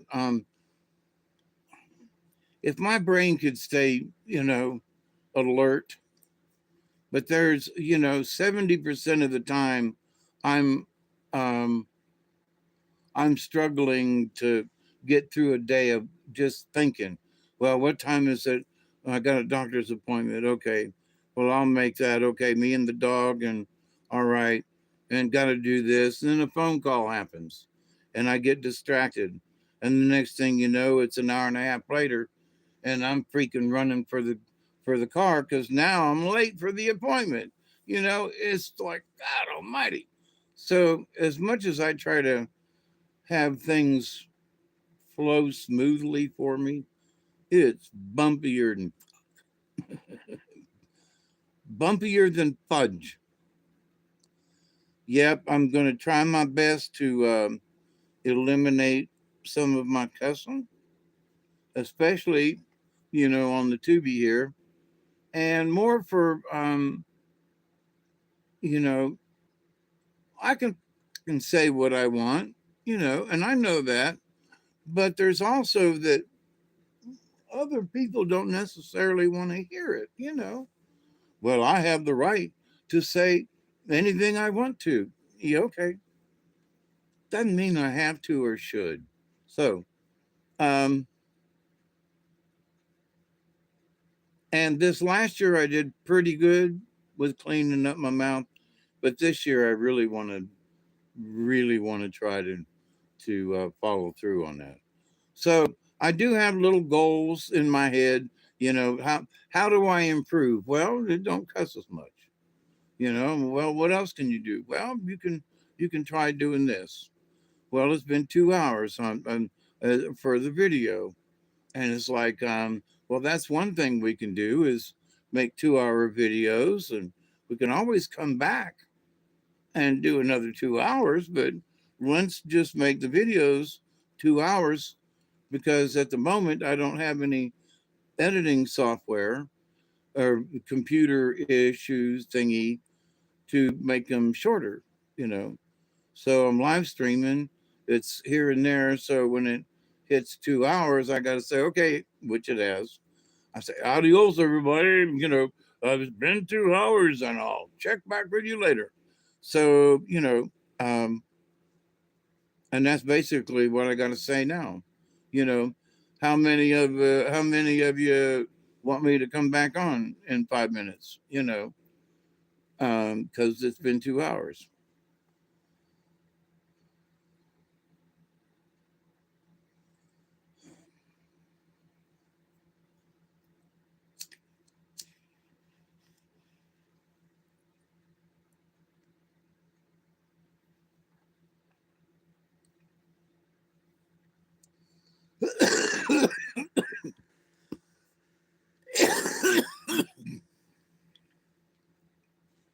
And I want to do,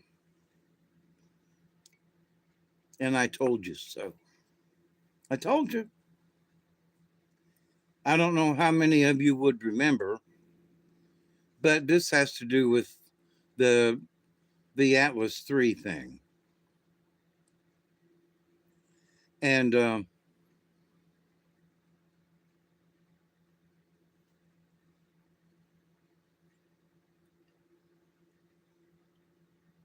back several months, at least a month ago, if not longer, they were talking about its trajectory and going around the backside of the sun and all of that kind of good stuff, right? And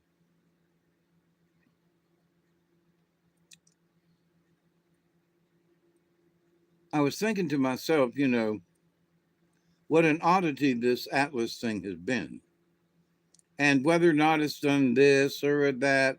And there are pictures from private telescopes, and then you see something from NASA, and you go, man, what the hell's going on? What is obvious is that something weird's going on.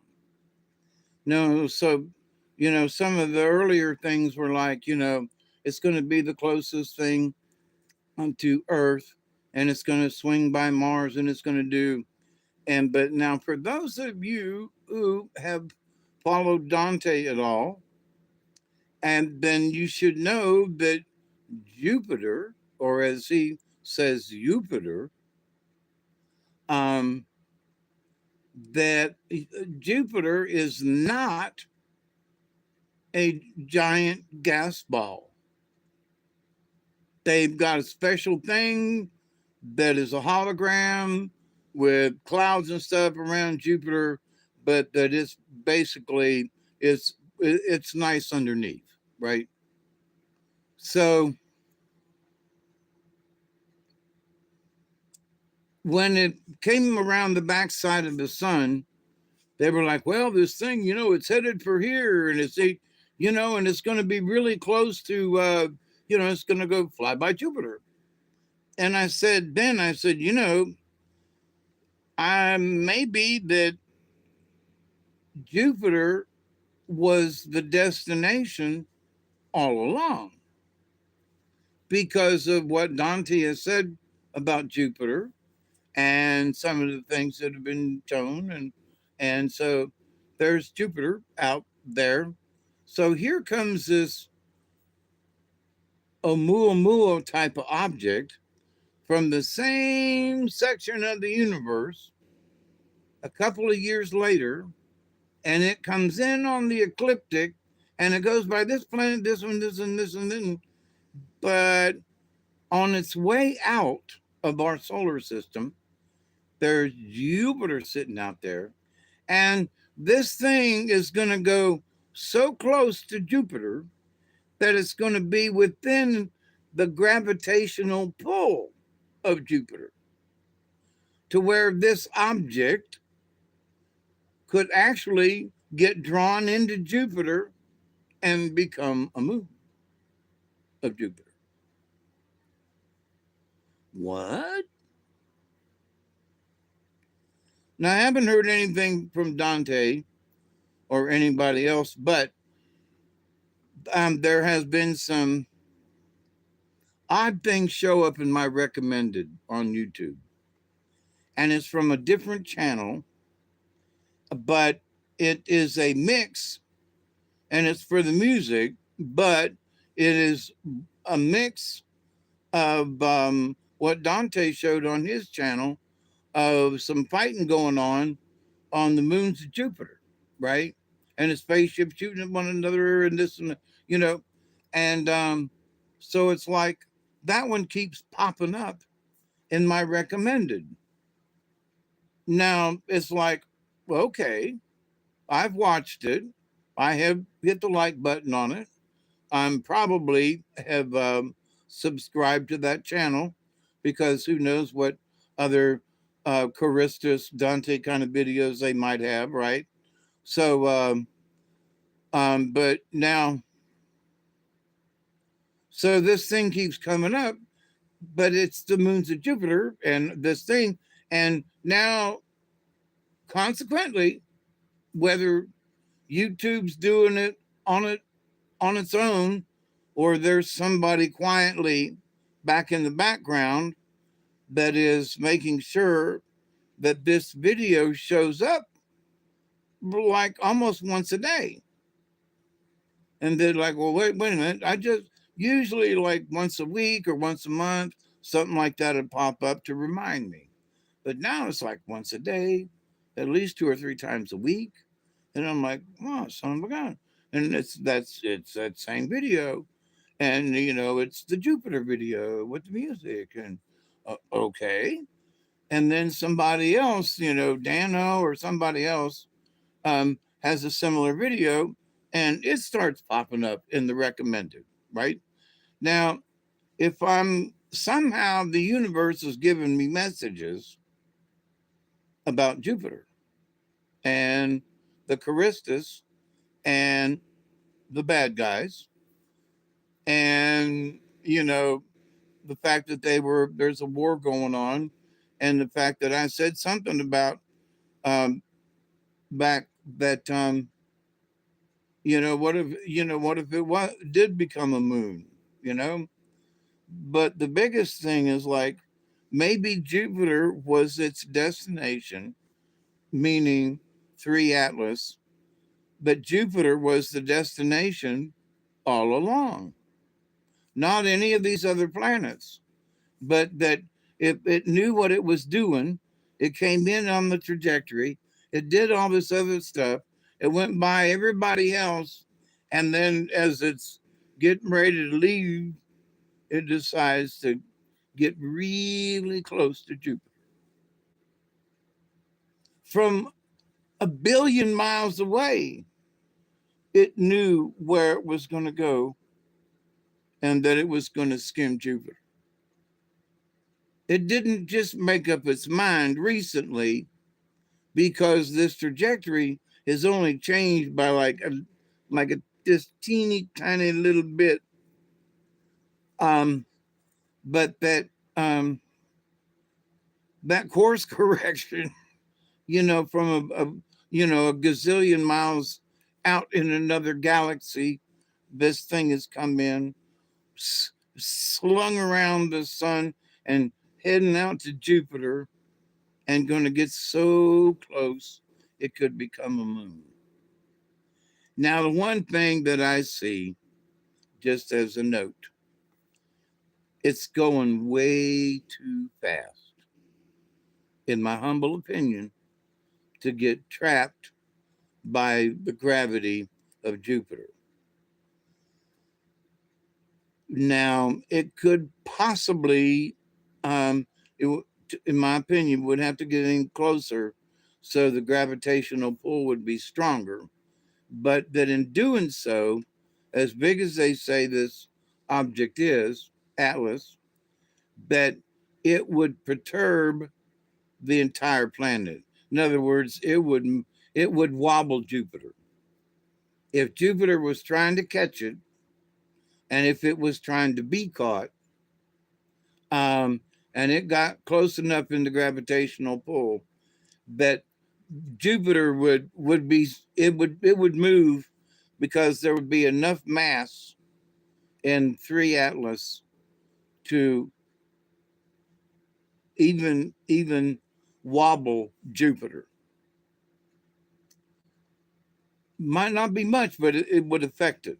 Okay, which in turn would affect all the other moons and everything else around it. Okay, so if it's going to become a moon, it would have to slow down.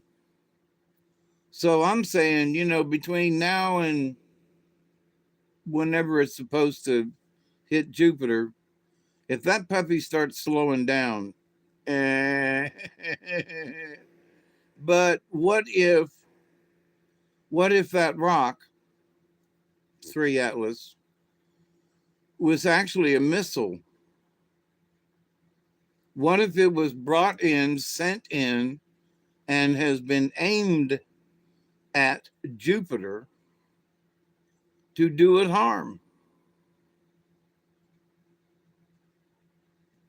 If we know that that's a Charistus stronghold within our solar system, and that's one of the homes for the goddess, and we got bad guys from another portion of the galaxy in our heads up over there, and they're going like, we hate them sons of bitches on Jupiter, and we're going to do something about them. We're going to wipe them out.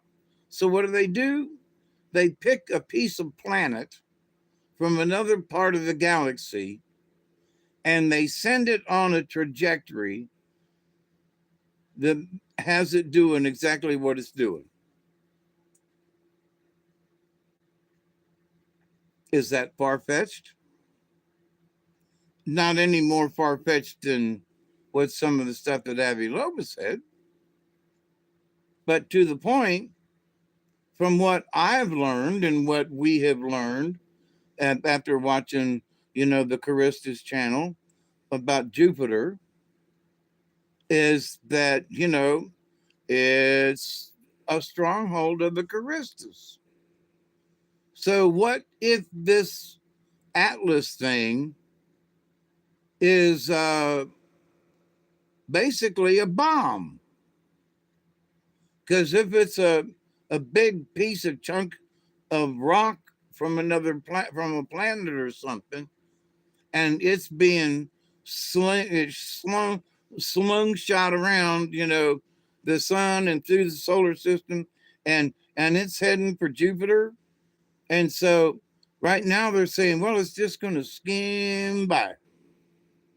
What if it moves just a little bit and hits it straight home?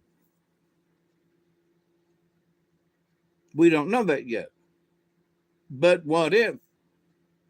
So to me, that would be that's a worst case scenario that I hope we don't see because of the connection with Jupiter and the bad guys throwing things at Jupiter in the past. So is this Atlas thing another shot, literally a bank shot from another planet?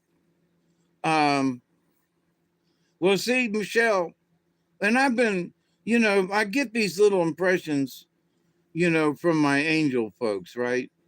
And I don't know if I'm right or wrong, but I've studied the information that I've already learned. I study, I say study, I think over it. It's not like I'm like, well, they were doing this on. No, it's like, they showed us things about Jupiter a bunch of times. Dante's talked about Jupiter a bunch of times. And so he even showed that Schumer, uh, oh man, the comet Schumacher levy thingy, it broke up into several pieces. That Dante showed that the bad guys sent those rocks there on purpose. So all them years ago, 15 years ago, Shoemaker Levy, Dante shows that those rocks were aimed at Jupiter on purpose. Now, all these years later, here's Atlas, and it's slinging around. And where's it headed for? Jupiter. Now, is it going to miss it? Or are they going to change its direction and aim right for it? That's going to be the question to keep an eye on these next couple months. And if so, like, are the Charistus group going to try to, are the good guys, let's just say, the good guys, are they going to, like, push it away, blow it up, change its direction? And if so, will we be able to see it? Because Jupiter's out there a good bit, but we've got telescopes and things that can, I got a telescope to where I can see Jupiter, and a couple of the moons around it, um, and they're there, on a good clear night. You can see one of the moons of Jupiter almost without a telescope, when it's bright and everything's lined up right. You look up there and go, that's Jupiter, but son of a bitch, I can see one of the moons. So, um, are we going to be able to watch this thing, you know, collide with Jupiter on purpose? Are we going to know it's on purpose? Well, for you and me in the fence post, with what I've seen and learned with the Charistus group and Dante over the years, my money is on, yeah, they're doing it on purpose. They didn't go all this way and do all this stuff and be so perfect with it, and they're just going to fly by. They might fly by, but are they going to throw something at it when it gets there? I mean, I'm really wondering. You know, my curiosity is like,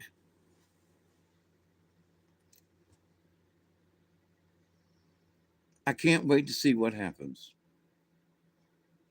and I hope maybe nothing at all. I hope it is just a rock and it slings by, and but if there is something else, I'm getting out my telescope. you know, I'm going to watch. because it's going to be some interesting stuff. And going to the point, get this. I just drew this connection. Cliff High has said in his notes of things that the first part of the year was really going to be like he has said that, we're in week one of the new sci-fi narrative thing stuff, right? That he has sort of predicted for years, right? This is, but we're in it. And so, and he knows so because of the temporal markets he put in, like the silver going up and everything. Okay. So, but he also has said that in the sci-fi war world thing, that um, this year was going to be more stuff coming out.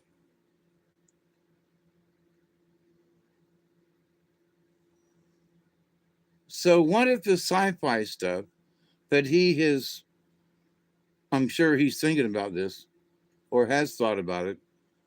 What if the ET stuff that he projected years ago to be happening first of this year has to do with 3 Atlas and Jupiter? And it's flyby. And so, what if it changes direction and it's going to hit Jupiter? And then all of a sudden, all these motherships and stuff show up around Jupiter that we're able to take pictures of and watch in real time, move this rock out of the way so it doesn't implode on Jupiter. Is is everybody, because we're already watching Atlas, right? Is that going to be one of the things that everybody's going to go, holy fudge almighty? Did you just see that great big spaceship move that? Holy shit-o-matic. You know, so I think there's going to be stuff like that that shows up. And the fact that Atlas is going to go so close to Jupiter, I'm really kind of wondering, like, is it just a flyby, or they did this on purpose? Yeah, they did. They threw a Muamua into our solar system. And as Dante pointed out, the good guys bumped it and made sure that it went into a sort of a tailspin, and it went out of our solar system, not the way it was projected to do. But anyway, so now here's this other Atlas coming in from the same area of space, doing similar things, and it's right on the ecliptic, all this other kind of stuff. And it's just so having it's gonna Jupiter's last on the list. Everybody's watching it. It's almost like the aliens are going, watch this. We flew by everybody else, but we're gonna, we're gonna mess up Jupiter. Somehow, something, they could just go by and throw a couple of dirty bombs out the window, or whatever. But so my 10 cents on that is Cliff has determined there was going to be ET bumps at the beginning of the year. Atlas is going to go by Jupiter in a couple of months. So, um, so now what? But point being that there are things going on out yonder that locals are able to watch. The different folks are watching Atlas with their backyard telescope. That's great. Honest to God, that's great. So that's got everybody interested in space, not just aliens and not just asteroids, but in space. And by so many of us now looking more intently at the sky, more UFOs are being seen. I'm sorry, this UAP business is just so, but we see UFOs all the time, and they're here, they're there, and they just blink out of existence. It's like, I still remember the ones that flew over, and the orange one that got just overhead, and a white one appeared, shot a laser at it. The white one disappeared, and the orange one disappeared after it got hit with the laser. Weirdest thing happened so quick, and I don't have any damn proof, but it happened.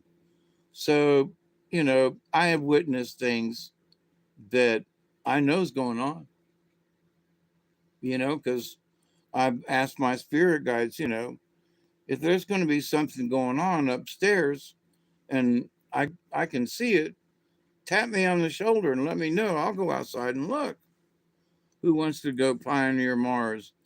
Greenhouse trip home, all paid for.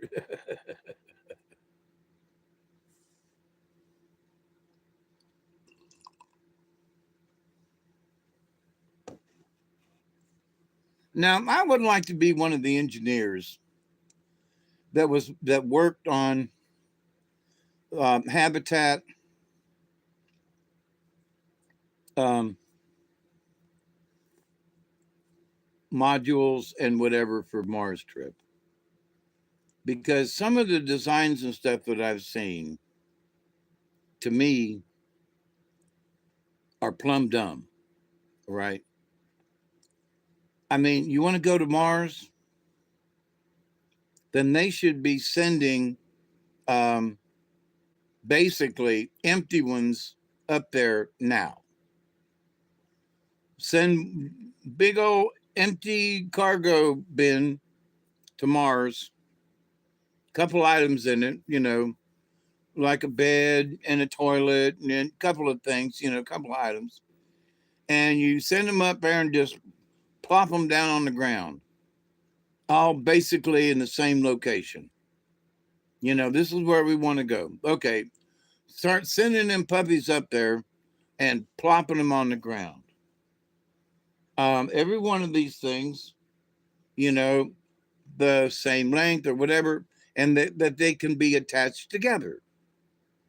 And they should have 2 dozen of these things up there before they ever send a person to go there. All right. Now, unless they got some really nice spacecraft, one of them circular things that's got some gravity in it, um, and that you send it up there with like a couple of followers, and you go to visit. You go to circle the Mars. You go to check out to see if all of those containers that you sent down there are there, and that they're where they could be, should be. That you've got some, bulldozers that you sent in some of them containers. So when you go down there, you can move the containers around. You can do some of the stuff you need to do. And so, but that kind of stuff should be done like you want to go to Mars, you should be sending this stuff now, not wait for a year or two or whatever. No, you guys ought to be sending this stuff right now. Well, it'll take 2 years to get there. So what else are you doing? We got an overabundance of these steel cargo containers. Send them up on a rocket and send them to Mars. Even if they just orbit Mars, you can then bring them down to use them. Drag a monster CO2 take collector to feed the plants. Yep. I think when they get to Mars, they're going to find out there's more of an atmosphere than they've been letting everybody to believe, and that circumstances, water being one of the biggest circumstances. So if you get water and can water things, consistently. Whereas now it's dry and blowing and everything because there's no rain. But if you take water there and you can start planting, you plant seeds, and the seeds are like, because the seeds, plants will grow in all kinds of different medium. Okay. So you can have your hydroponics with all of the nutrients in your water. So that the land, the dirt, the soil of Mars doesn't have to have anything in it. All the soil of Mars is going to do is be a root base for the plants. The roots are going to be able to latch onto it and grow there. But it's going to be the water and the nutrients in the water that are going to make the plant grow, not the soil of Mars. So, there's that, you know. So, but you could be sending truckloads of that stuff up there now. I'm ready as long as I can cast you guys all the way there.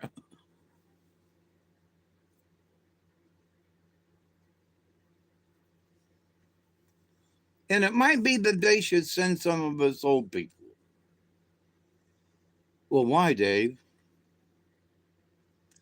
Well, because if we mess up or the aliens shoot a hole in our spaceship, you know, when we get into orbit, that um, us old people, you won't have lost as much as if it's a 40-year-old. I might go, but am I going to come back? I don't know. The chances of me making it back, the chances of me living to make it back, it's a roll of the dice, but who's to say, like that friend of mine that I started out with earlier, uh, my friend's son, they called me yesterday morning and they said, that Harry died at 2 minutes to 10 in the morning. What happened? He went to bed the night before, was feeling okay. The next morning, woke up. His wife woke up, saw the bed full of blood, tried to wake him up. Ambulance folks got there, took him to the hospital. He had literally bled out through his rectum sometime in the early morning. They got him to the hospital. They did their best to try to stop the bleeding. It got so bad they had to cover his face with a towel because he was bleeding out all of his orifices. And it's like, that's just creepy. And we were there with him on Thanksgiving at Brad's house. It's his son-in-law, and it's like, holy crap. Talk about weird stuff happening, close in. And Charlene had trouble early on in the year where she almost died 4 times while she was in the hospital. That she still got issues, but they've got her, stabilized. Brad has had his issues, and he had that open heart surgery in the beginning of September, you know, and then I had my stint in the, 2 days after my birthday in September. So, and now Harry had, you know, um, they don't know what happened. He just bled out in the middle of the night out his rectum. That's just so fucking weird. So, but anyway, that's just, strange things happen. And he was a fairly healthy man for it just turned 40 years old. So my point is to the going to Mars, he could have been, everything's fine with him. And he gets in the capsule and wakes up and goes, well, he didn't wake up. but the cast and crew would be like, Harry, wake up, Yeah, that's young, ain't it? So, I'll go. I've already had my years. I've already, had some blood come out one of my orifices when they did that rotor-rooter thing. So I know how scared I was when I looked down to see that pile of bloody jello on the floor. So yeah. But anyway, so send some of us old people, look out the window, hey, make sure oh, make sure I got some Martian porn.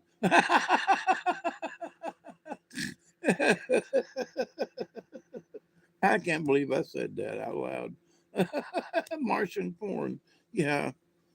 Oh, mercy, mercy. Yeah, some tentacle sex. But anyway, so now I'm going on 3 hours. Listen, my friends, um, it's 11:30, and it's time to do this bowl that I packed for the last time. It has been absolutely great hanging out with y'all. If you want me to come back, then let me know in the thing. But I gotta go. I gotta put a log on the fire. I gotta get some more coffee, and and I want to keep this under. Um, I was 24, headed to hell. You know what? Um,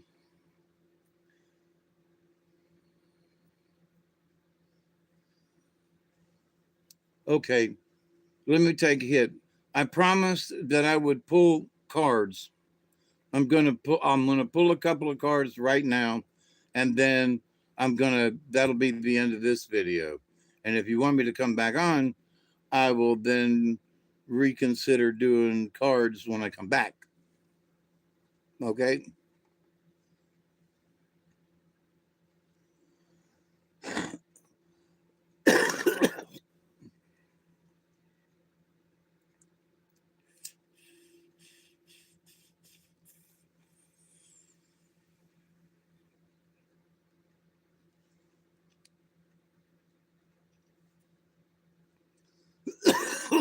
Cheers. So,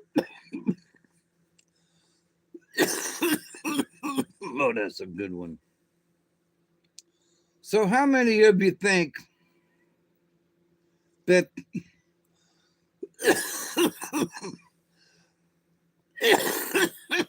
mm, that this coming year has got a good? The prospects are good for it to be at least a decent year.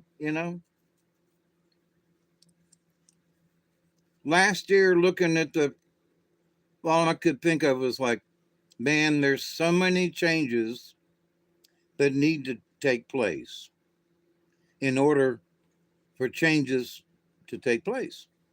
I know that's a redundant statement, but so far,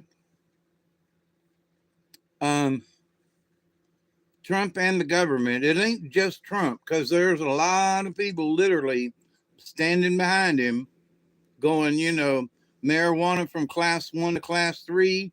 Yay, team, finally, and he's like, well, I don't know. I don't smoke the stuff. And then, and they're all standing behind him going, hey, that's a good thing, boss man. So say what you want.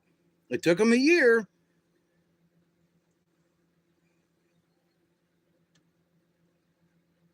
It's been hard, but there have been significant changes, like the reclassification of weed, the cafe standards, the this thing, the finding all the fraud in the Social Security system, to find out how many people have been really taking advantage of Social Security, and which puts us folk on Social Security in a bind. I got $20 raise this year, $20 a month, $20 a month. raise cost of living $20 a month.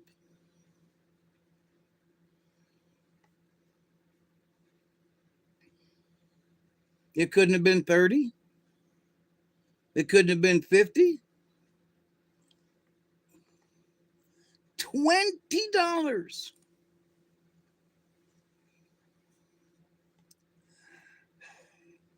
But look at all the other people who've been, hey, Tracy, I got mine here. But look how many people have taken advantage of this system and have pulled it down to where, I can't wait. They said that Doge was still working, that they're still looking for, uh, you know, fraud and et cetera, like in Minnesota and all that.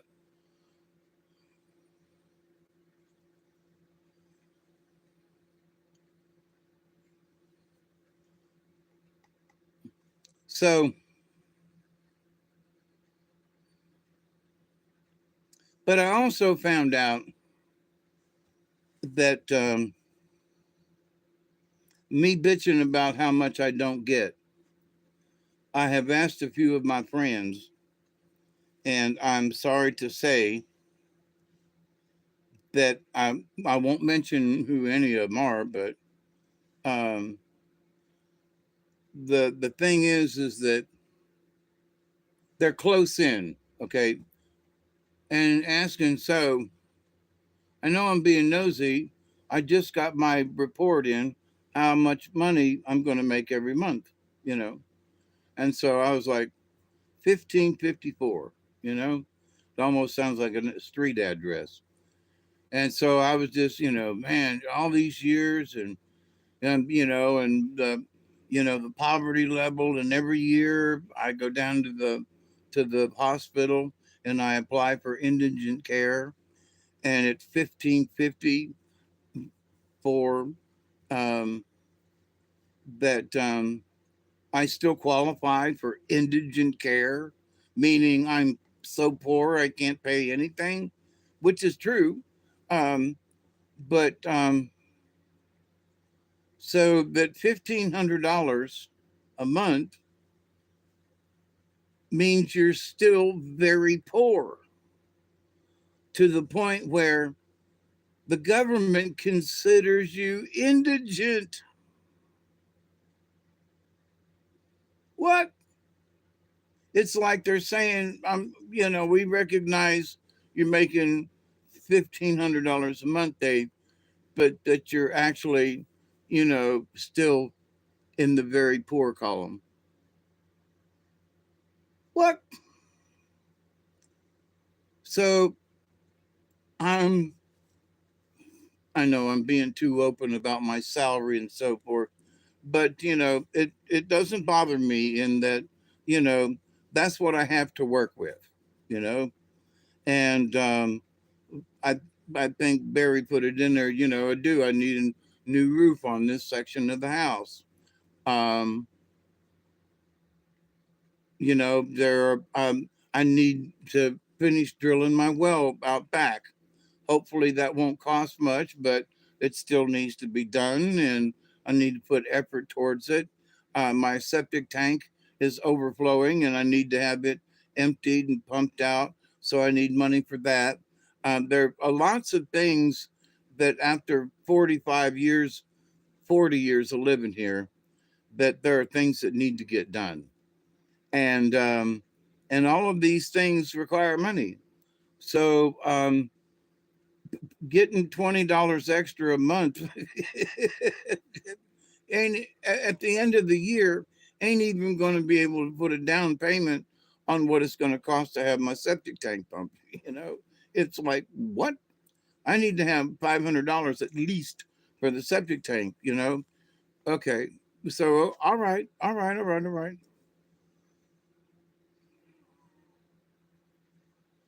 So there are some things I can still do, but to the point, um, I thought I was going to have my roof replaced before I got this old. and then I got old and ran out of money and didn't get my roof replaced. So, but at the moment, so far so good. We haven't had any rain, so it doesn't matter. Um, and I still do have a roof over my head. It just rains when it rains. Sometimes it leaks down here. So a lot of people don't have a roof over their head. So I consider myself lucky. So for 26, I look at it like this: having looked back over 25, and I got a stint, I got some other things. I got my brother's vehicle, I got the little scooter, I got this and that. And um, also got back in touch with Brad. He's went through his stuff and he's going to come help me with the well. So all of that is like it's all been good, and it's it's working in that direction. Is it going to happen tomorrow? No. But is it going to happen in a couple of weeks? Yes. And so just be patient. Need little needing at least 1 month paycheck, to come in. So I got some moolah to work with. I got to buy a couple of things, to finish with the well. But all in all, I got the stuff and it's moving in the right direction. It's all positive, right? So thumbs up. Is it going to happen right away? No, but it's going to happen in 26. I'm going to have another well down here. How soon? Don't know. But it's going to be 2026 here in a couple of days. And the well's going to be coming in at least a week later. So guess what? 26, I'm going to get another well. Going to pray for rain and hope it rains. Um, um, I'm planning on a trip out to see Barry. And now that I've got the Jeep, and now that I have some other things settled, now that I've found another insurance company that's going to be about $250 cheaper every 6 months. That's a savings. That's $500 a year. That's enough gas money to go to Missouri. you um, the gas price is coming down. So I see all of these things being in a positive mode. I don't see things moving very fast, but things, you know, this year was like I said earlier on, this year was the setup. So they've set things up for 26, and now the things have to play out. So I wish I was a younger man. I would love to get in that stuff. But what I need to do as an old man, and I have, you know, been kicking my ass about this. Um, as an old man, I used to know all about video, um, editing, sound editing, AutoCAD, all of these things. I knew about them and was even um, teaching, honor students from Georgia Tech how to perform certain functions in AutoCAD and teaching them tricks. Um,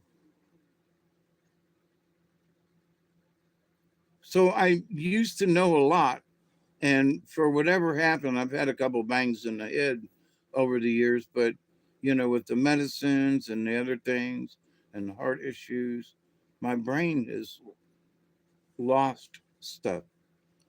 In fact, a couple of years ago, the way I was acting, I think I had a mini stroke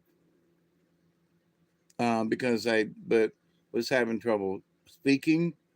Um, I was, lisping all the time, and I was having a lot of trouble walking. I was dragging one side, and I just didn't go to the hospital, didn't think anything about it, and it just kind of sort of got better. But, in looking back and what other people have said, I was like, did I have a stroke? Because everything they mentioned, I went through it. And I was like, hmm. So, but anyway, I have a high potential for a stroke. My friend Kenneth, um, he had his problem that he stayed in the hospital was that he had had a stroke, which none of us knew. So, but he's on the mend better, um, and I intend to be on the mend better. Exercise. All of us need to exercise. Every one of us needs to stay healthy. Um, oh, but make America healthy again. You're Maha. Would you stop it already? You know, should we honestly, shouldn't we be healthy? Shouldn't we promote healthy lifestyle?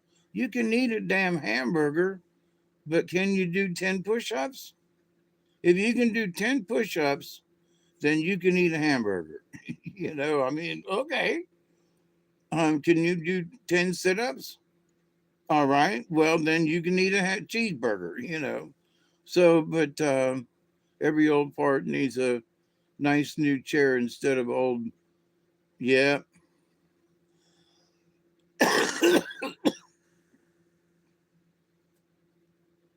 And Brad said they've got this mechanical heating pad vibrator that goes in his chair. He says is really nice. So I'm gonna have to get pictures of that. Um, but because there were bed bugs in my chair, I had to throw my heating pad out in the yard. I'll go check it out tomorrow. So I think we should look. I'm always thinking positive, right? But honestly, I think we need to try to throw our opinions into the positive cycle rather than, oh my God, it's going to do this, and oh my God, the Democrats, and oh my God, the Republicans, and oh, but no, wait. Let's look at industry. Let's look at what's really happening. They're starting to build ships in America again. Down in Mobile, in Alabama, and down along the coast down there. There used to be big time into building big ocean liner, big ships. Um, Also in Louisiana, they used to build big ships. And we ain't built we used to build like 15 or 20 ships a year, and now we put out like two. And so um, Trump has got, let's build more ships, not just for our Navy, but more ships for industry, tankers, whatever. Let's build more ships. It's going to put a hell of a lot of people to work. You got to have steel to build them, got to have welders and ship fitters, and that puts a lot of people to work. And then you got to have crane operators, and you got to have folks that deliver things, and you got to have handlers and things and stuff to move the metal and to do this. There's all kinds of jobs, right? And that's going to be in Alabama, Louisiana, Mississippi, along the coast. That's going to make those port cities um, rich again. I don't mean, gazillion dollars rich, but it's going to put people back to work. And that's going to make, Southern Alabama and Mississippi, um, quote, rich again. It's going to stimulate the economy like nobody's business, because they turned that area into beachfront property. You want to come to Alabama or to Mississippi, along there, Pensacola. If you want to come down there, you don't come down there because there's a lot of shipbuilding going on. No, you go down there. Why? Because of the beaches and for tourism. You don't go down there for working. So the massage chairs, yep. Um, so the fact that these things are in the works, they were being set up in 25, and with 26 coming along, they're going to be building ships. Going to be, well, they already got some more airplanes in. Well, there's several places. There's a Ford company that's literally right outside of where the airport is in Atlanta. Now, I think they still own it, but the suggestion was that they used to build the Ford Taurus there. So when they discontinued the Taurus, the plant's still there. At least I think so. Um, but I've heard somebody say, that with these new regulations to where Ford or them can start building these little tiny cars or whatever, that they've got a plant, guess what? And I mean, literally just bid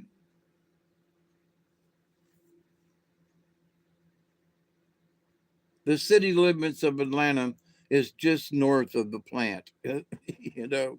But that, so here's this giant Ford plant that used to put out cars all the time and employ all the people and all the, that here's a plant ready. All we got to do is put the tooling in it and they can put a bunch of people to work. Like pronto, there's the plant's already there. All the infrastructure, all the roads leading up to the plant.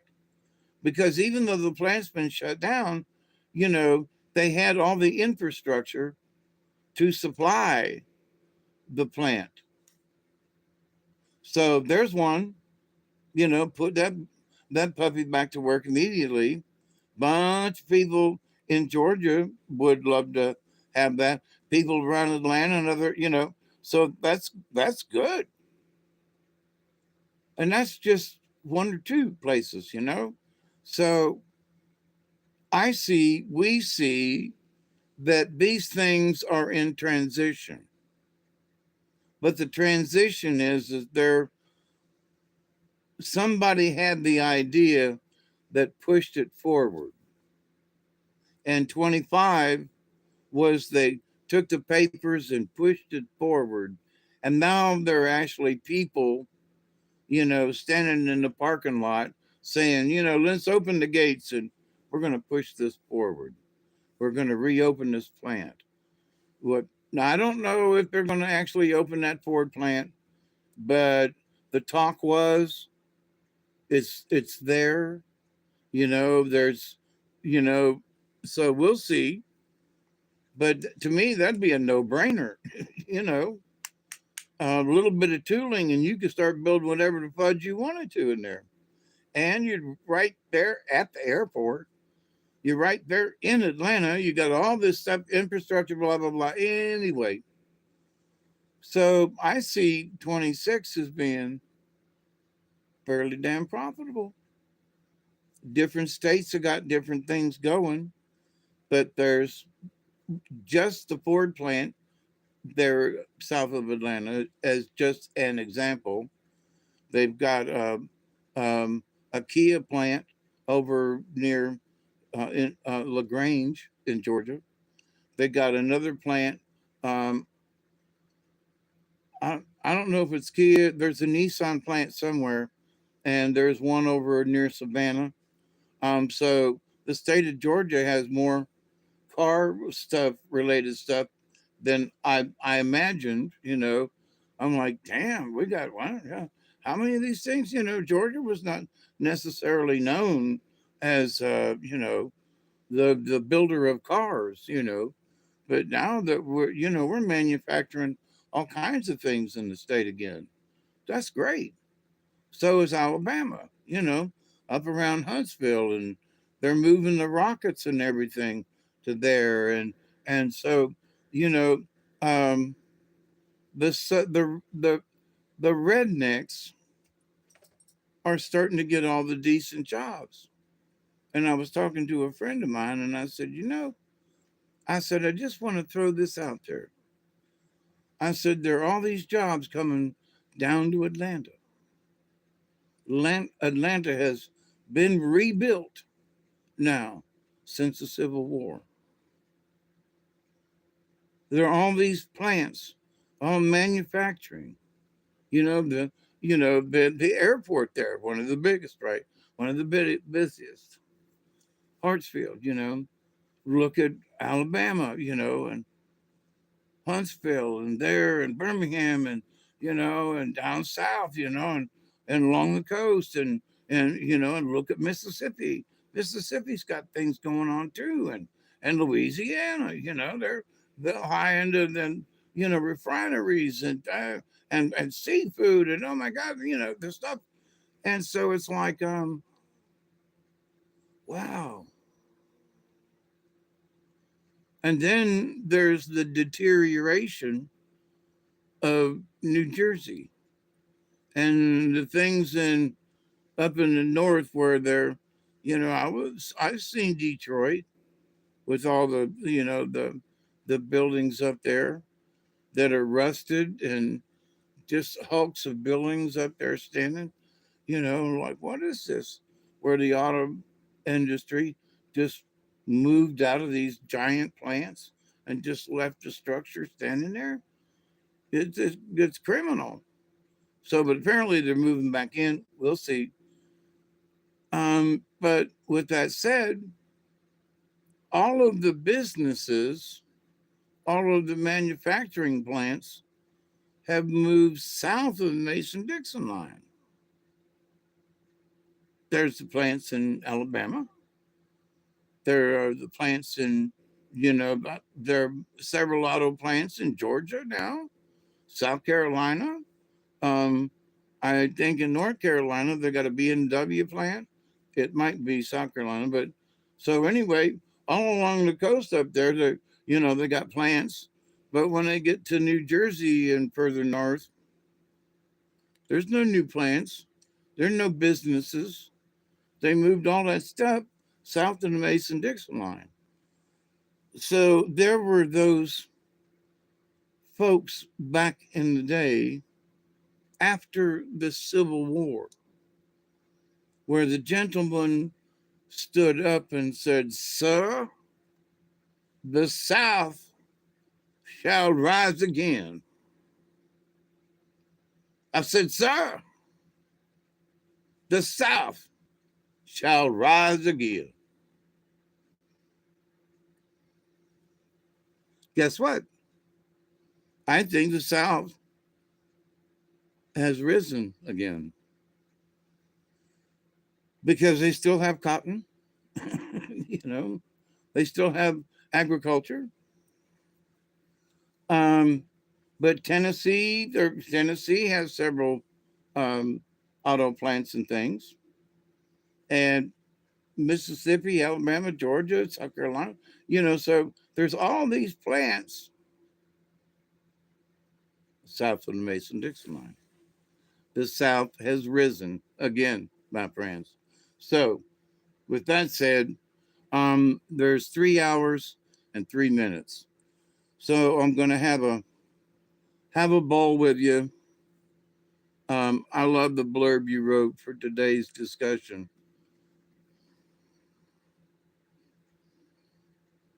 Oh, what in the description? My brain is just goofy a lot of the times, and now I'm going to get more stoned. Yeah, I need coffee. I need to go pee. Um, you know, and it's been 3 hours.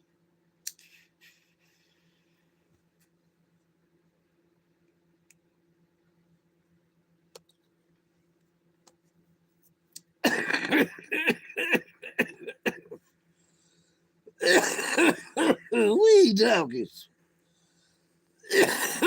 But it is great to sit and chat with y'all, Michelle, everybody.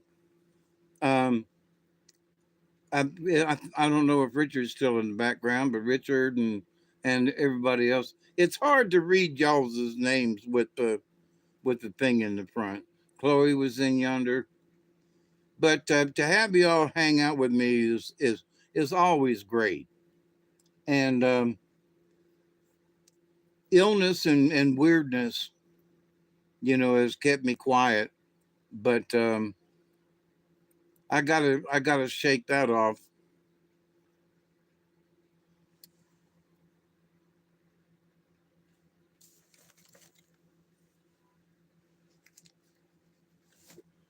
Whoops.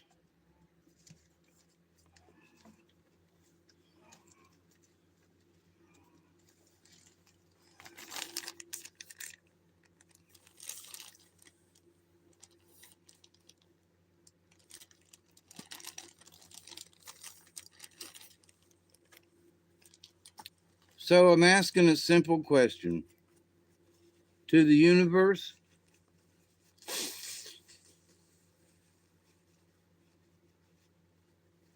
So here's the question to the universe.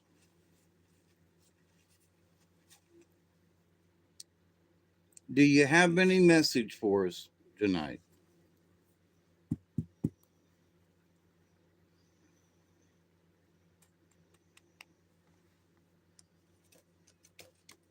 I always have to shuffle them. Now I've thought about this. These cards have been sitting there for the last 2 weeks. I haven't shuffled them. Nobody knows what order they're in. And but first thing I do is I gotta shuffle them. Now, but who knows? I mean, I'm gonna fiddle through them and pick out the cards. Does it matter if I shuffle them? I mean, seriously, because there I'm shuffling some more. It's like, well, that wasn't enough. But does it matter at all if I shuffle them? It does for me. I don't think it does the cards any good, but I think it's for me in that I have to make sure that nobody stacked the deck. Should have carried the phone in. Okay, so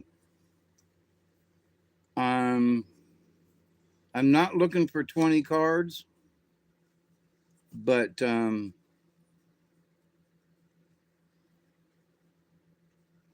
oh, if the spirits give me 10 cards, I'll pull them. Okay, so you got any messages? So far, none. Any messages?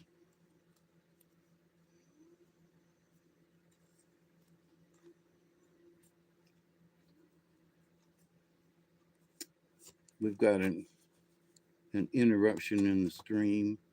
Ooh, that's an interesting. Hmm, those are two good cards. Elk and buffalo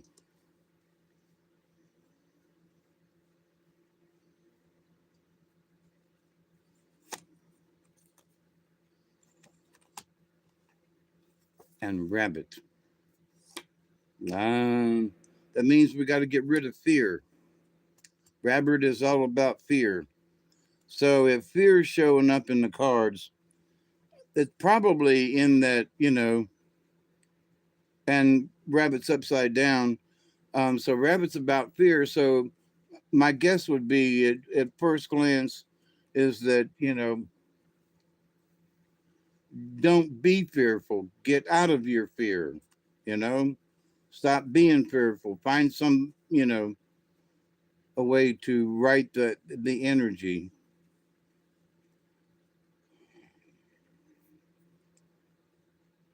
Yeah, because upside down rabbit don't want to be. That means a rabbit wants out of it.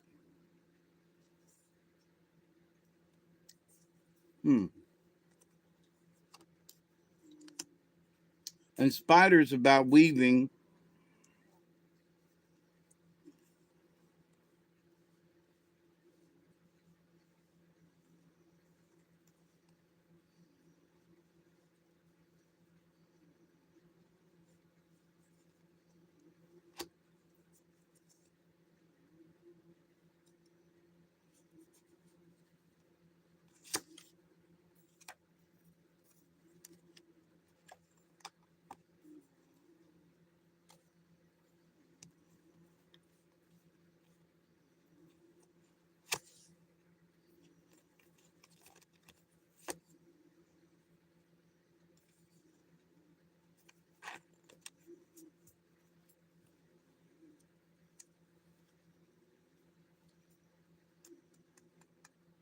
Hmm, that's interesting.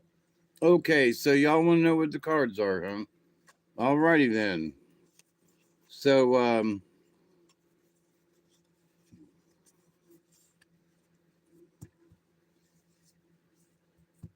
gonna stack them up in the way that I pulled them out of the. I have a Ziploc bag that I keep the cards in, which I somehow have lost it. Oh well. So here we go.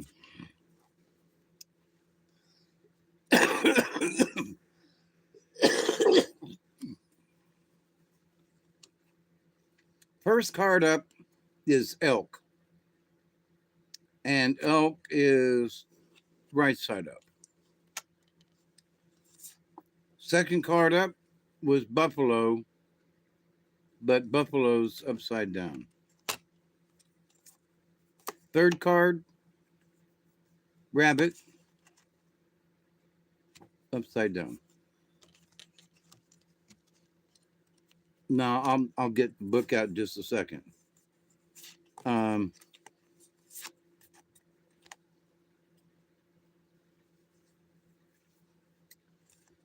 the next card up, interesting. This ain't a setup, but is deer, and deer is all about sacred mountain. So there's a fear card with rabbit. Upside down rabbit means to quit being in fear, and deer um, is all about gentleness and love. And deer conquered a mean old troll on Sacred Mountain, so that the pathway to Sacred Mountain and to the Great Spirit, the path is open as long and you don't have to be fearful. So the rabbit card first and the deer card second, to me in this setup, is that don't be fearful, and for especially spiritually speaking, moving forward, there's deer has got the pathway clear to Sacred Mountain. Y'all pay attention because we're moving in 2 days now. We're going to be in 26. So now the next card in is bear, right side up, and then the last card is spider. And so I need to get the book. But it's interesting that the combination of elk and buffalo being the you know, first cards out is like, that's a good combination. Um,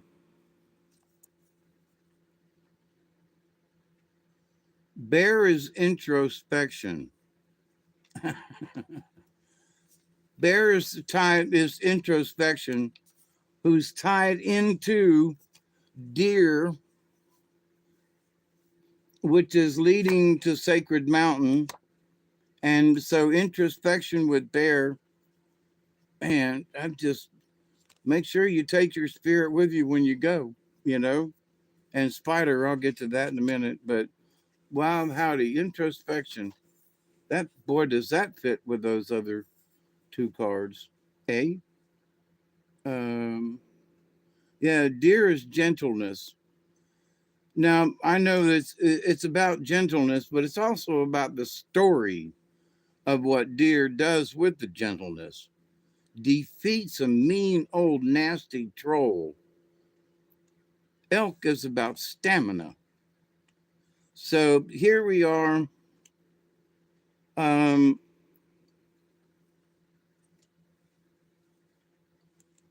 Elk's minding his own business, walking through the forest, looking for a suitable mate, possibly. And mountain lion catches a whiff of elk.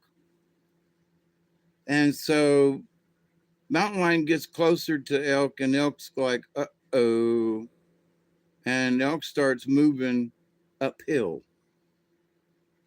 And because elk knows. So mountain lion all of a sudden feels like it's close enough and takes off after elk.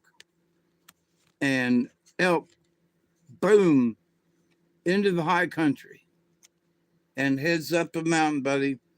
And that mountain lion is chasing him, but mountain lion gives up, cannot keep up with the stamina of the elk.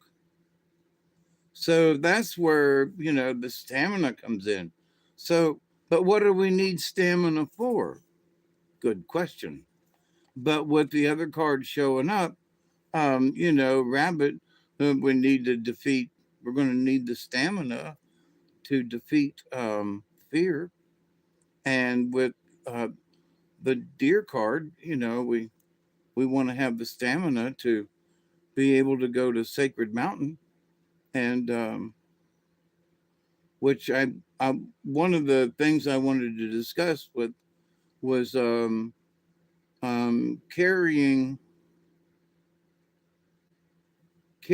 our spirit forward into 26. So here's sort of the answer to that in a way. Buffalo is about prayer and abundance. So here we are, good topic, like I said, for the first two. So we got stamina, and the contrary, to receive buffalo upside down is a signal that you have forgotten to seek help when it's been needed.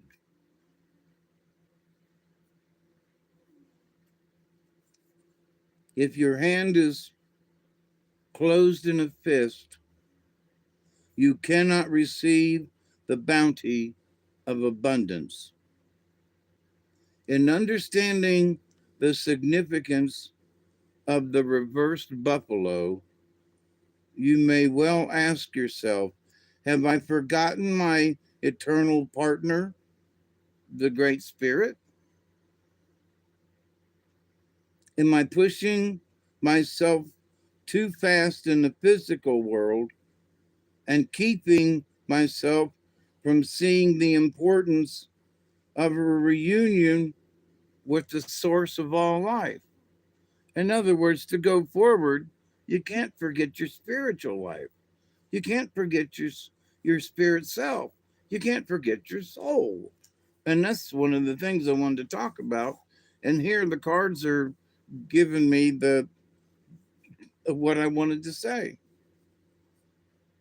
Have I forgotten to honor the ways of others and to afford them the same respect that I wish to receive for myself? Now, there are some folks that just, in some ways, they snub them. Okay. In some ways, there are some people that will snub others. Well, I use crystals when I do my ceremony. Well, good for you, but I don't use crystals in my ceremonies all the time. And, but I can see your point. But yeah, but you should use crystals on it. Snooty bitch. But anyway, am I feeling like my life is being used for the highest good at the time? So, and are you living up to your own potential? Are you being the best that you can be? Well, that's up to you and the creator. And only you can actually answer that. But I feel like I want to do better. But because of my health reasons this last year, it kind of kept me back from doing some things. So I'm looking forward to doing better this year, right? So have I forgotten to be grateful for my life, my possessions, my talents, my abilities, my health, my family, and my friends? I I thank the universe all the time. I don't think that's it. But become buffalo and feel the smoke of prayer and praise, charge your buffalo robe to white, so that you may be an answer to the prayers of the world. So, upside down is a signal you have forgotten to seek help if you needed it. So, that could very well be for me, but I've been asking for help all this last year. So, well, but but the biggest thing I see in this is, have I forgotten my eternal partner, the Great Spirit, which leads me and the cards to the next card, which is fear. So the fear card and the deer card side by side, and deer, you know, killed the fear with gentleness. So what number is that? 30.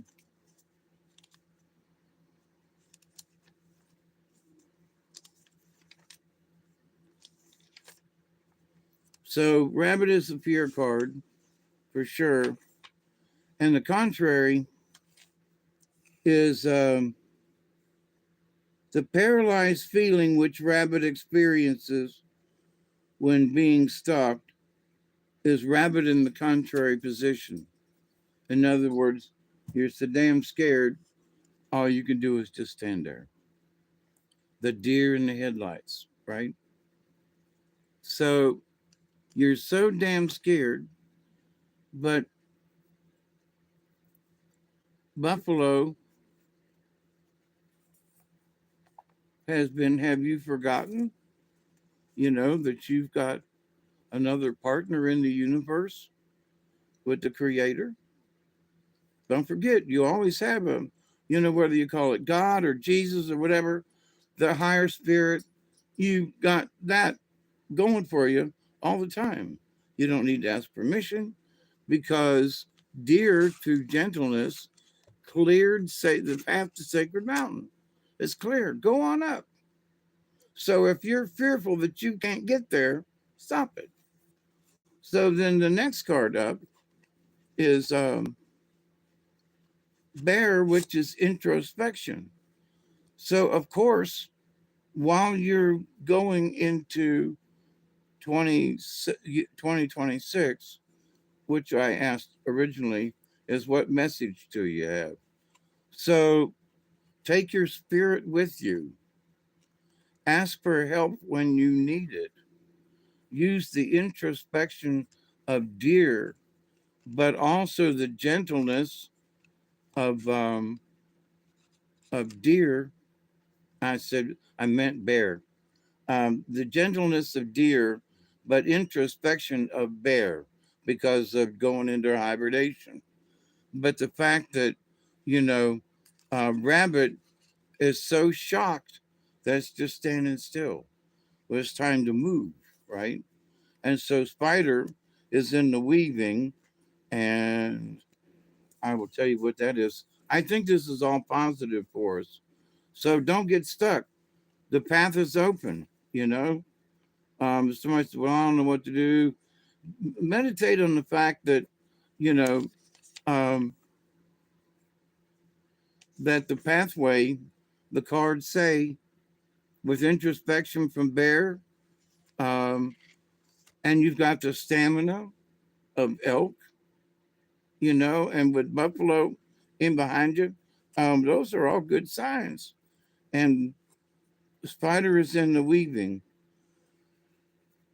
And the contrary aspect of spider is akin to the negative side of a woman. Oh, spider will eat her mate if she gets too caught up in herself to see the validity of honoring male energy. Ooh. If you have become disdainful of your mate, male or female, and have felt very superior recently, you are not honoring either your mate or the male or female side. If you're not presently in a relationship, you may have chosen a member of your family or a workmate to harass. This type of negative criticism only breaks down relationships and is a reflection of something you hate about yourself. Okay, so spider is like, you know, so my interpretation of this is, so don't weave yourself into a negative attitude. With you've got bear, who's all about introspection and positive, so don't become spider and weave a negative attitude into it. So I see 26 as being more positive than negative, and I think these cards show it. Deer showing up. um the path to sacred mountain is open. you know the path to sacred mountain is open. Just keep that thought. you know well, I don't know, that means I wanted to, and I'm still might do another video, not tonight or this morning maybe, but that um you need to drag your spirit with you into the this new world. It's going to be a bumpy ride, but yeah, but bolster yourself up. I've been saying for years, climb inside an inner tube and hang on, because there's going to be some really bumpy waves, and we're there. Yeah, again, both physically and mentally and spiritually. But there's a lot of folks who are trying to dismiss some of the spirituality of things. And I see it in that, they the spirituality that I see that folks are trying to pull forward are cult like. Oh, join the Catholic Church again. No, no. Oh, gonna make you feel guilty if you don't belong to a church. You know, you have to remember that um, I uploaded a few cards the other way, doing my best to raise the vibe. Cool beans. And I do mean that, cool beans. But one of the things is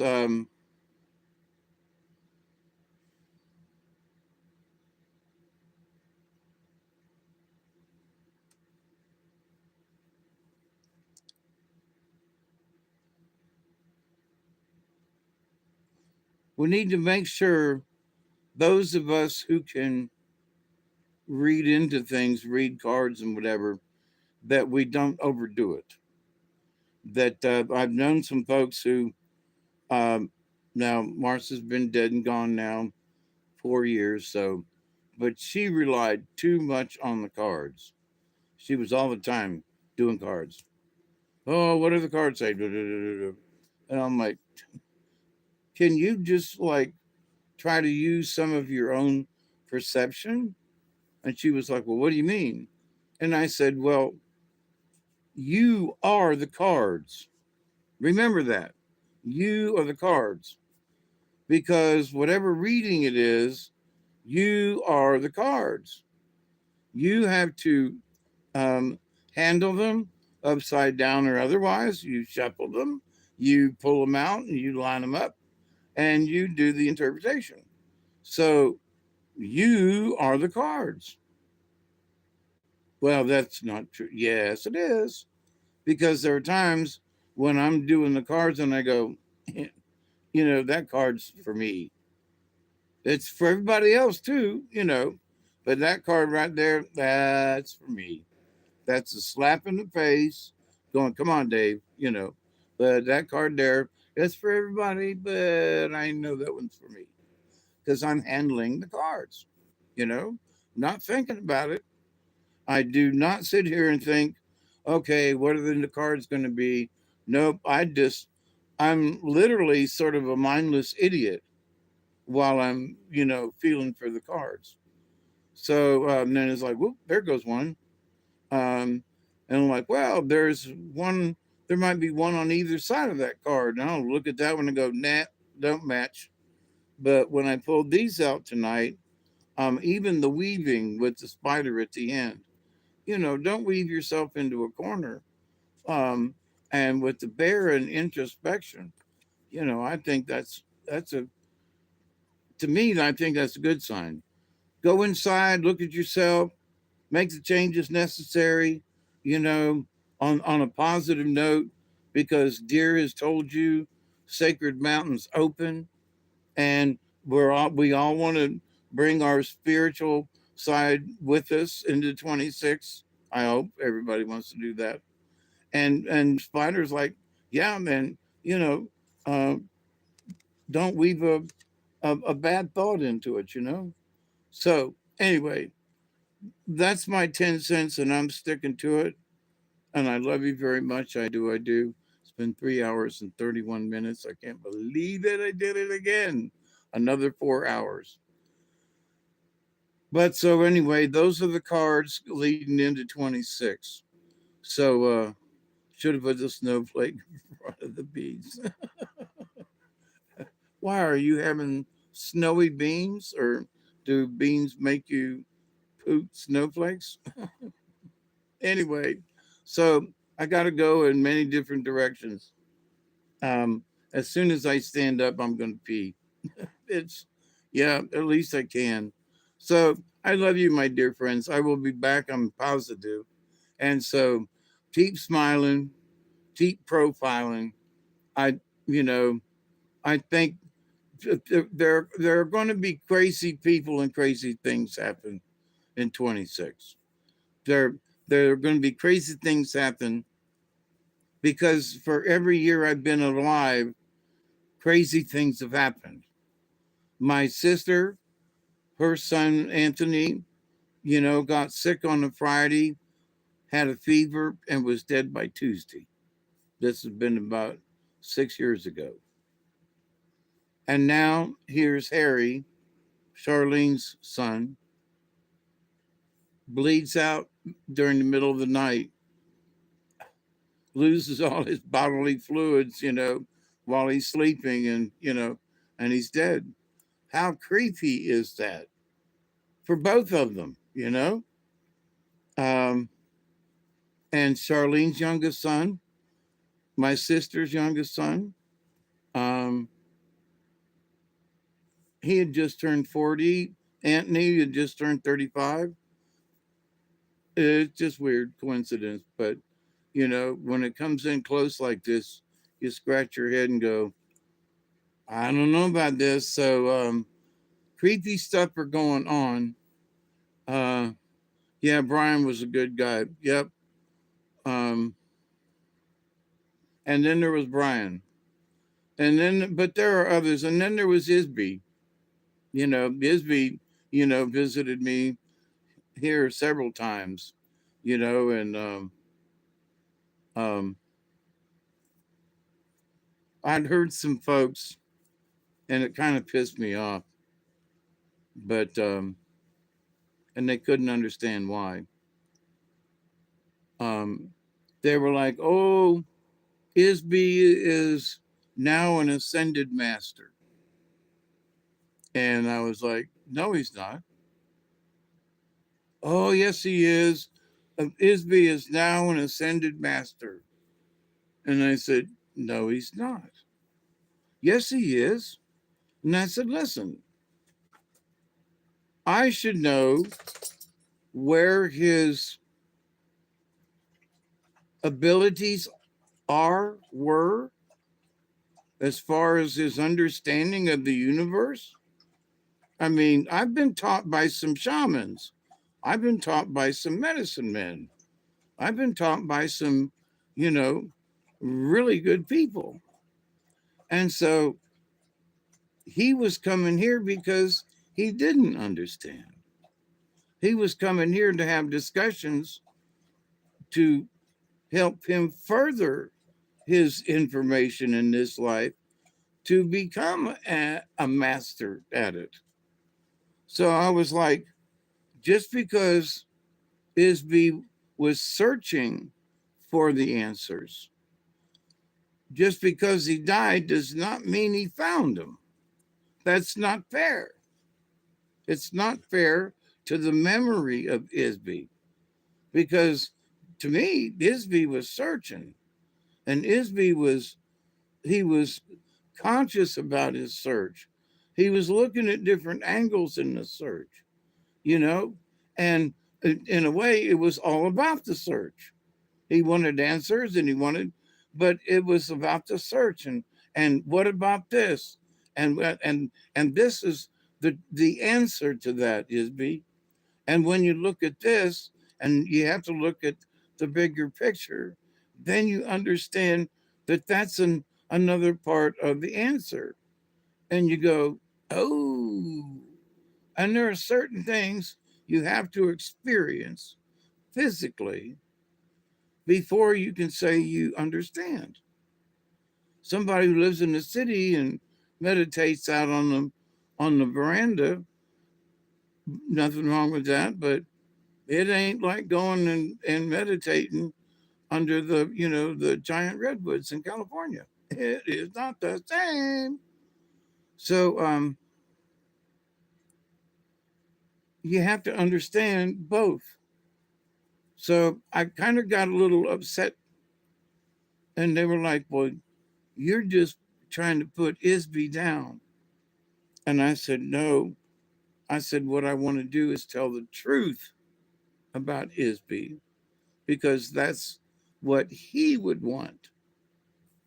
I don't want to spread lies, you know." Isby had a lot of gaps, but he was learning, man. He was on it. He was learning. He was studying. Had he not got brain cancer and everything, and he, I think he would have mastered it. But in my humble opinion, at looking at my own life, okay, and when the shaman folks showed me stuff, and they said, "Okay, cogitate on that." What do you mean? We have showed you this. We have brought you to this point where you're standing up here on the levee, looking out over the over the river, and you're standing there in the middle of the night, and you can see the shooting stars, and you can feel the universe around you, and how small you are, how big you are, how now just contemplate that for a while. Well, I did. What do you mean, Dave? Well, I went out and contemplated. I stood there for 20 minutes and it was really cool. Nah, you're not, you don't get it.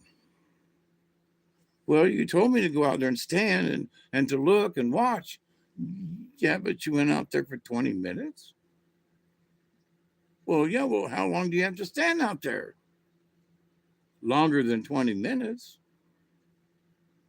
Well, why? Because you have to observe the universe that you see. What? Yeah, you just wow, that's really cool. Oh, look, there's a shooting star. Wow, is that the Big Dipper over there?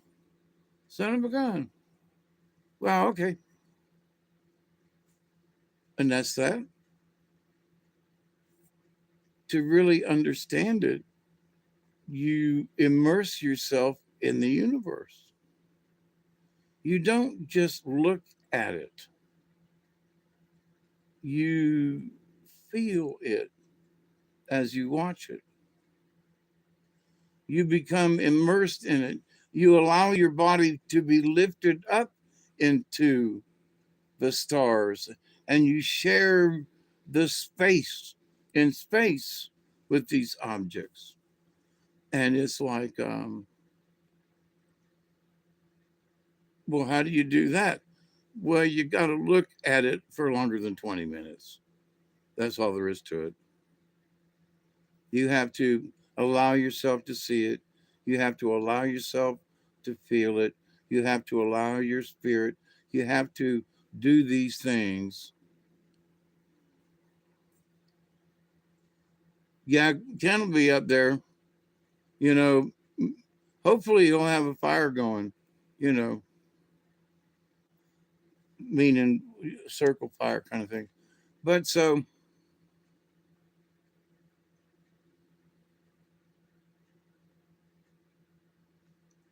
there are those people who don't understand that the amount of listening that has to be done. What you talking about, Hawkeye?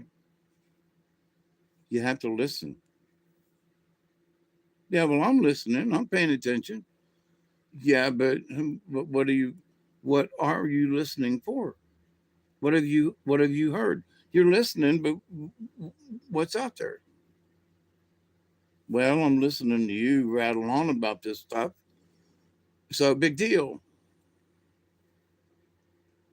So your interpretation is that you're listening to me rattle on about this stuff.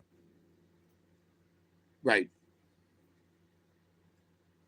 But I'm trying to convey to you how important connecting with the universe, meditating on it, spending hours and just looking and just being, and how important it is for the overall understanding of, your place in the universe.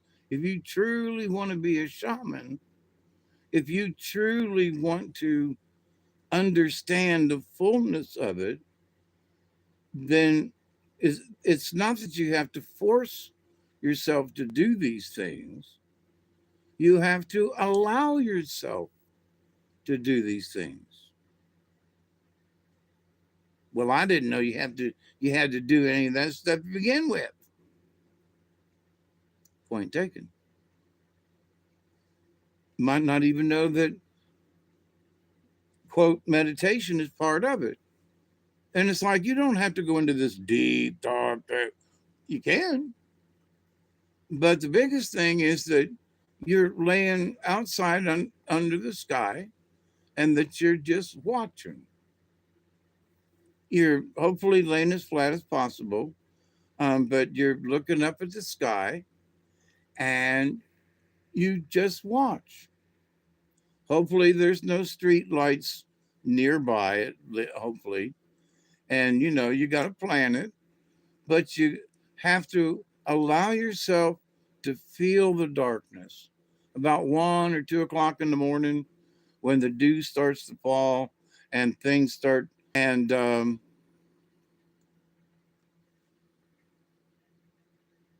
drum circle too. Absolutely. I'm going to do one soon. In fact, it might be that Thursday is will be a drum.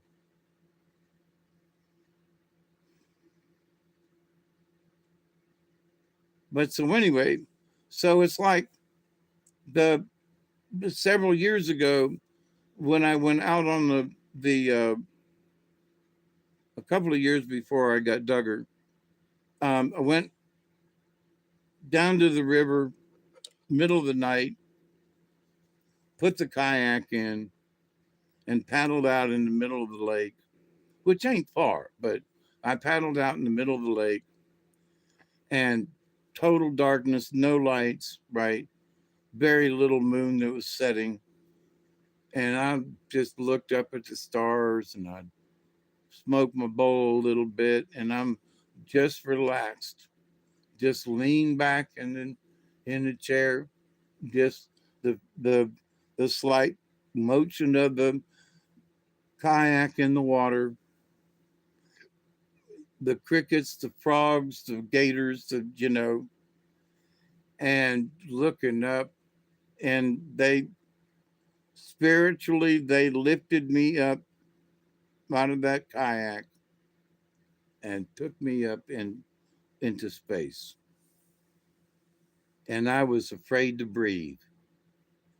I was like, holy shit. And I'm not tripping, you know? I had a little bit of weed, but I'm not tripping. I didn't eat any mushrooms or nothing. Holy shit. I was afraid to look either way. I'm afraid to look out the window. You know what I mean? I'm like, holy crap. Don't look down. No, no, no, no, no. But just the feeling of, I know that it was one of those things that I had thought about the experience. But here I was just being relaxed and boom, up I went. Yeah, yeah, sure, Dave. Oh, dude. You know, I hope it happens to every one of you in the way that it happened to me. Because it was creepy, freaky, but it was so neat. Because when I got there, I was like, oh, this is for real. This is like really happening. I'm not asleep. I'm, I'm literally, like sitting in my tin can, far above the world. Planet Earth is blue, and there's nothing I can do. Yeah, it was something to. So I had imagined what it would feel like, and I wasn't even close.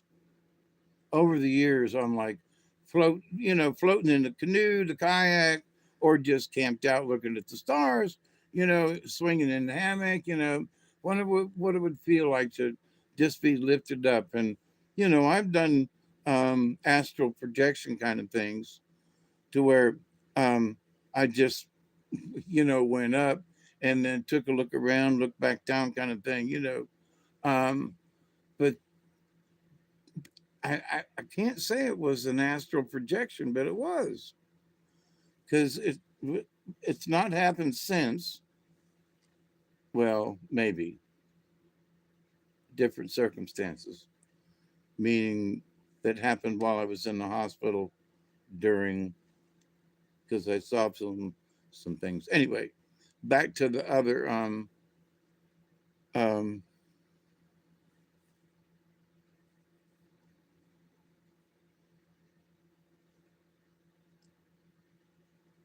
it was so unexpected. It was so unexpectedly real that it was surreal. It was like I looked over to my right, I'm looking up this way, and I'm all looking around. And I was afraid to look down, seriously. Because, I mean, oh man, am I floating? Or am I, how did I get here? Um, and then it was like I got to a spot and I'm looking around and like I was getting adjusted. And then the next thing I knew, it was like I went up a level. It was like, whoa, now I'm on the third floor instead of the first floor. That was a strange feeling. It wasn't a bad feeling. It was just like, okay, here it is, but we want to show you what it looks like from here. And you went up. And then so everything that you saw from here was now below you. So, um, but once I got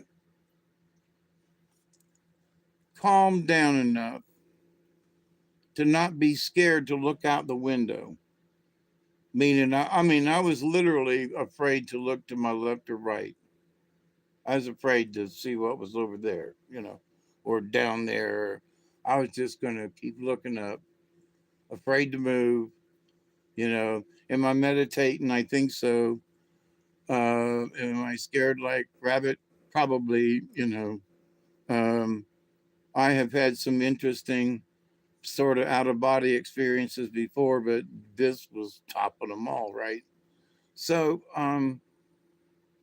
but with that said, I would during when it happened, I went out on the lake because the spirits were like, man, you still got stuff to learn. And I was like telling the spirits, like, look, I know I got more stuff to learn. What do I need to do? So, okay, what you need to do then is go down to the river in the middle of the night and put in and go out and meditate on the while you're out there. Okay. And that's what I did. And that was what they had in store for me when I got there. So, and now that it's happened to me, the interesting thing is, and there are other experiences I've had with things, while I was camping and while Danny and I went um, to the Pacific Ocean and saw all the things we saw along the way. And, you know, um, so here's one of those things that it's happened. I experienced it. They spoke to me, they showed me, it's like, okay, now look over here. Uh, okay. You see that over there? Yeah. Well, that's part of the universe, and it's, oh, really? Okay. And you look down over to your bottom left there. Yeah. What about that? You know. And so while I was in that state, they showed me around a little bit. I felt as comfortable as I could be floating around in the universe like that. But then it was like, okay, time's up. And it wasn't a plop, but it was, you know, you're back. Holy crap. Could literally feel the wind like whizzing by my ear, and the physical boom when I hit the seat in the kayak. So for folks, there are things like that when I want to talk to you about. What do you mean, Dave? Well, you talk about being spiritual. I believe that you are being spiritual. But now tell me why you think you are an ascended master. Explain to me why you think that you're so close to this. Give me a really good explanation of what spiritually you think you have done or gone through or whatever that qualifies you to be an ascended master. Because is there anybody giving you a test? And they're like, well, what do you mean giving me a test? Well, you have to learn certain things before you become an ascended master. You just don't, oh, well, I learned about this and I read that and and and you think that qualifies you to be an ascended master? Well, I read this and I read, um, you know, I read Dixon and I read this person over here and I experienced the thing. That's all really good. And I do not mean to, diminish what you've experienced, but you're still in kindergarten. You're in terms of what the spirituality is and everything and the expansiveness of it. Shamans just don't snap their fingers and become ascended masters overnight. It takes a lifetime of study and observation. You just don't go ding, ding, ding, because you are shown things about the universe, and then you get to think about it. And you go, well, what do you mean, Dave? Well, I saw this and understanding. Yeah, but you need to ponder it.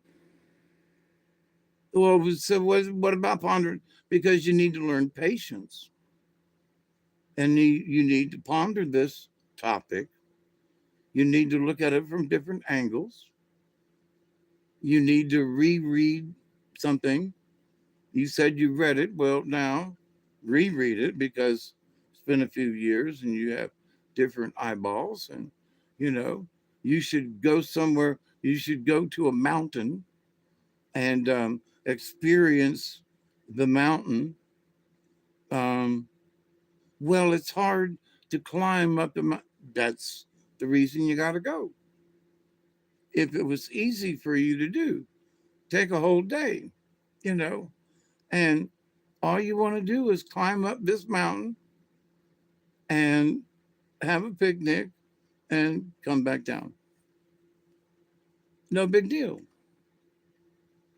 except you have to do it. You have to experience it. You have to experience the journey. And the reason I say this is I saw a clip today of a lady who had went to Fort Mountain in North Georgia, and it's an old um, Indian site that they had prehistoric built walls of stone. Not, I've been there, and there's a stone structure. They used it as a fire tower back in the day. But there's a really interesting feeling up there. I don't know how else to explain it. It's sort of creepy, but I was there. I surveyed the area.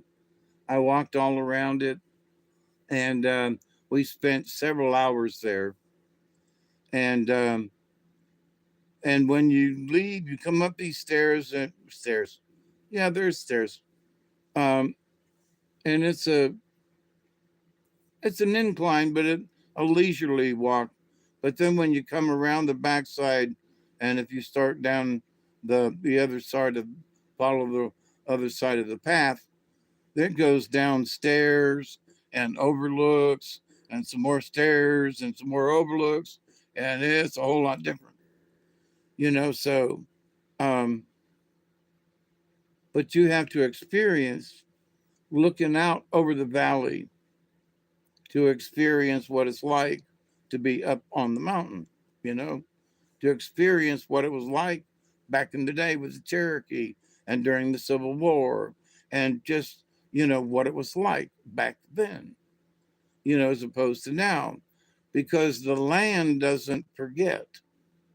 The land remembers what it was like during the Civil War, and that there were Confederates, up there with cannons and artillery and trying to keep the Yanks from, you know, going into Atlanta and stuff like that. So, but anyway, you have to experience things like that to really get what did it feel like to a Confederate soldier. Well, you can read a book by, you know, um, Samuel Clements, and you've read Tom Sawyer, and you can feel through his eyes and what it was like. And oh no, you didn't. You don't know. So go climb that mountain. Take your time. Go sit up there. It's really pretty, you know, especially the overlook looking out over the valley. It's beautiful. Take the time and experience it, and then tell me how you feel. Well, I saw pictures and I saw this video of Fort Mountain. Now, this is me. I watched it today and it reminded me, of how nice it was. And I'd like to go back and so, wow.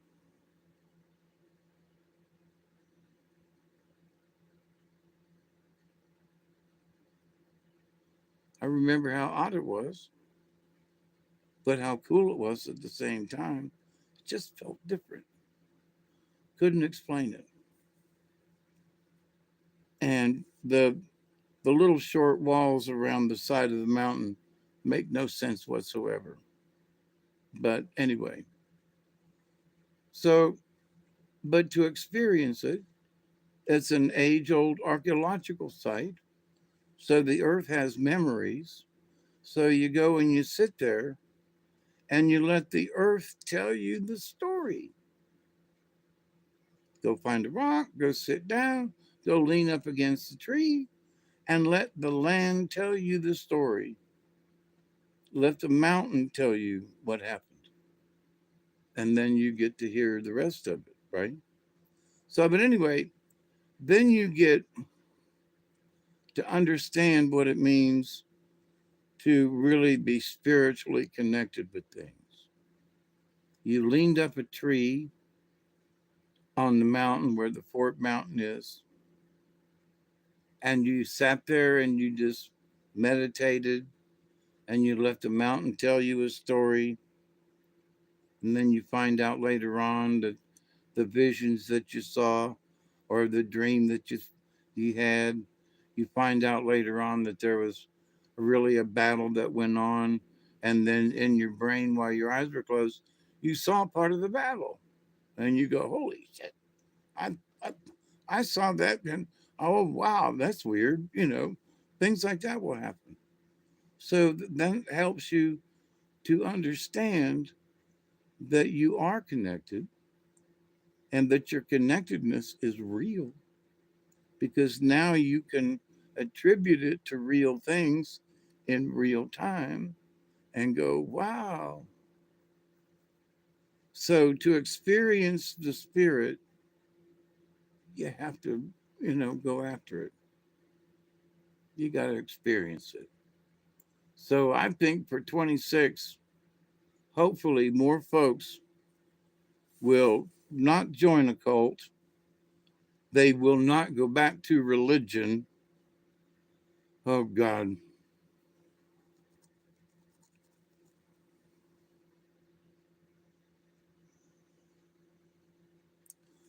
What bothers me about churches is that you have to go worship. Going to go worship with the Baptists. Going to go worship with the Presbyterians. I don't want to go worship with anybody. I will go and have prayer, but I ain't worshiping anybody. I mean, even when I do a drum, I'm not worshiping the Great Spirit. Not at all. Because he was like, nah, don't worship me. No, no, no.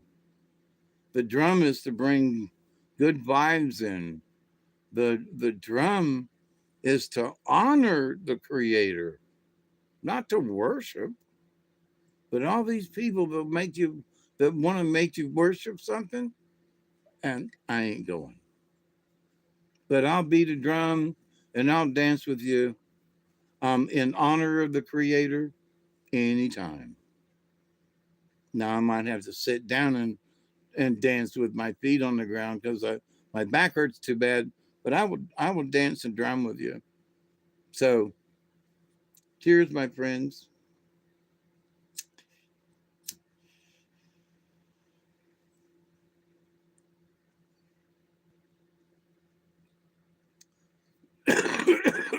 Good friends.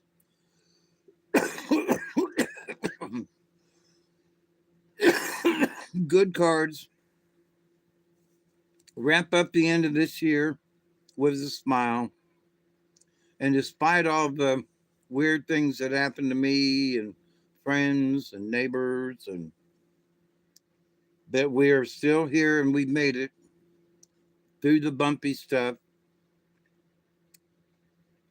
We have it hasn't been sloshy enough to say we made it through sloshy, um, but we've made it, and salute going into 26. Um, positive thought to all y'all and with me. And I say, drop all the baggage. Don't drag it into next year. Leave that shit behind. So, with that said, my phone's dying for lack of battery charge, and it's 4 hours and 6 minutes. So, thank you, Michelle, and everybody. It's so good to see you, Michelle. I have missed you. I love you, love you, love you all, Barry, and I don't know who else is still alive out there. So, until next time, hopefully, I promise it will not be as take as long. Um, so be good, and until next time, cheers. And remember, 3 Atlas is headed for Jupiter, and just think about what Dante has said. So it might be headed there for a dang bad reason. Let's pray it ain't, but it ought to be a good show. So I love you. Bye.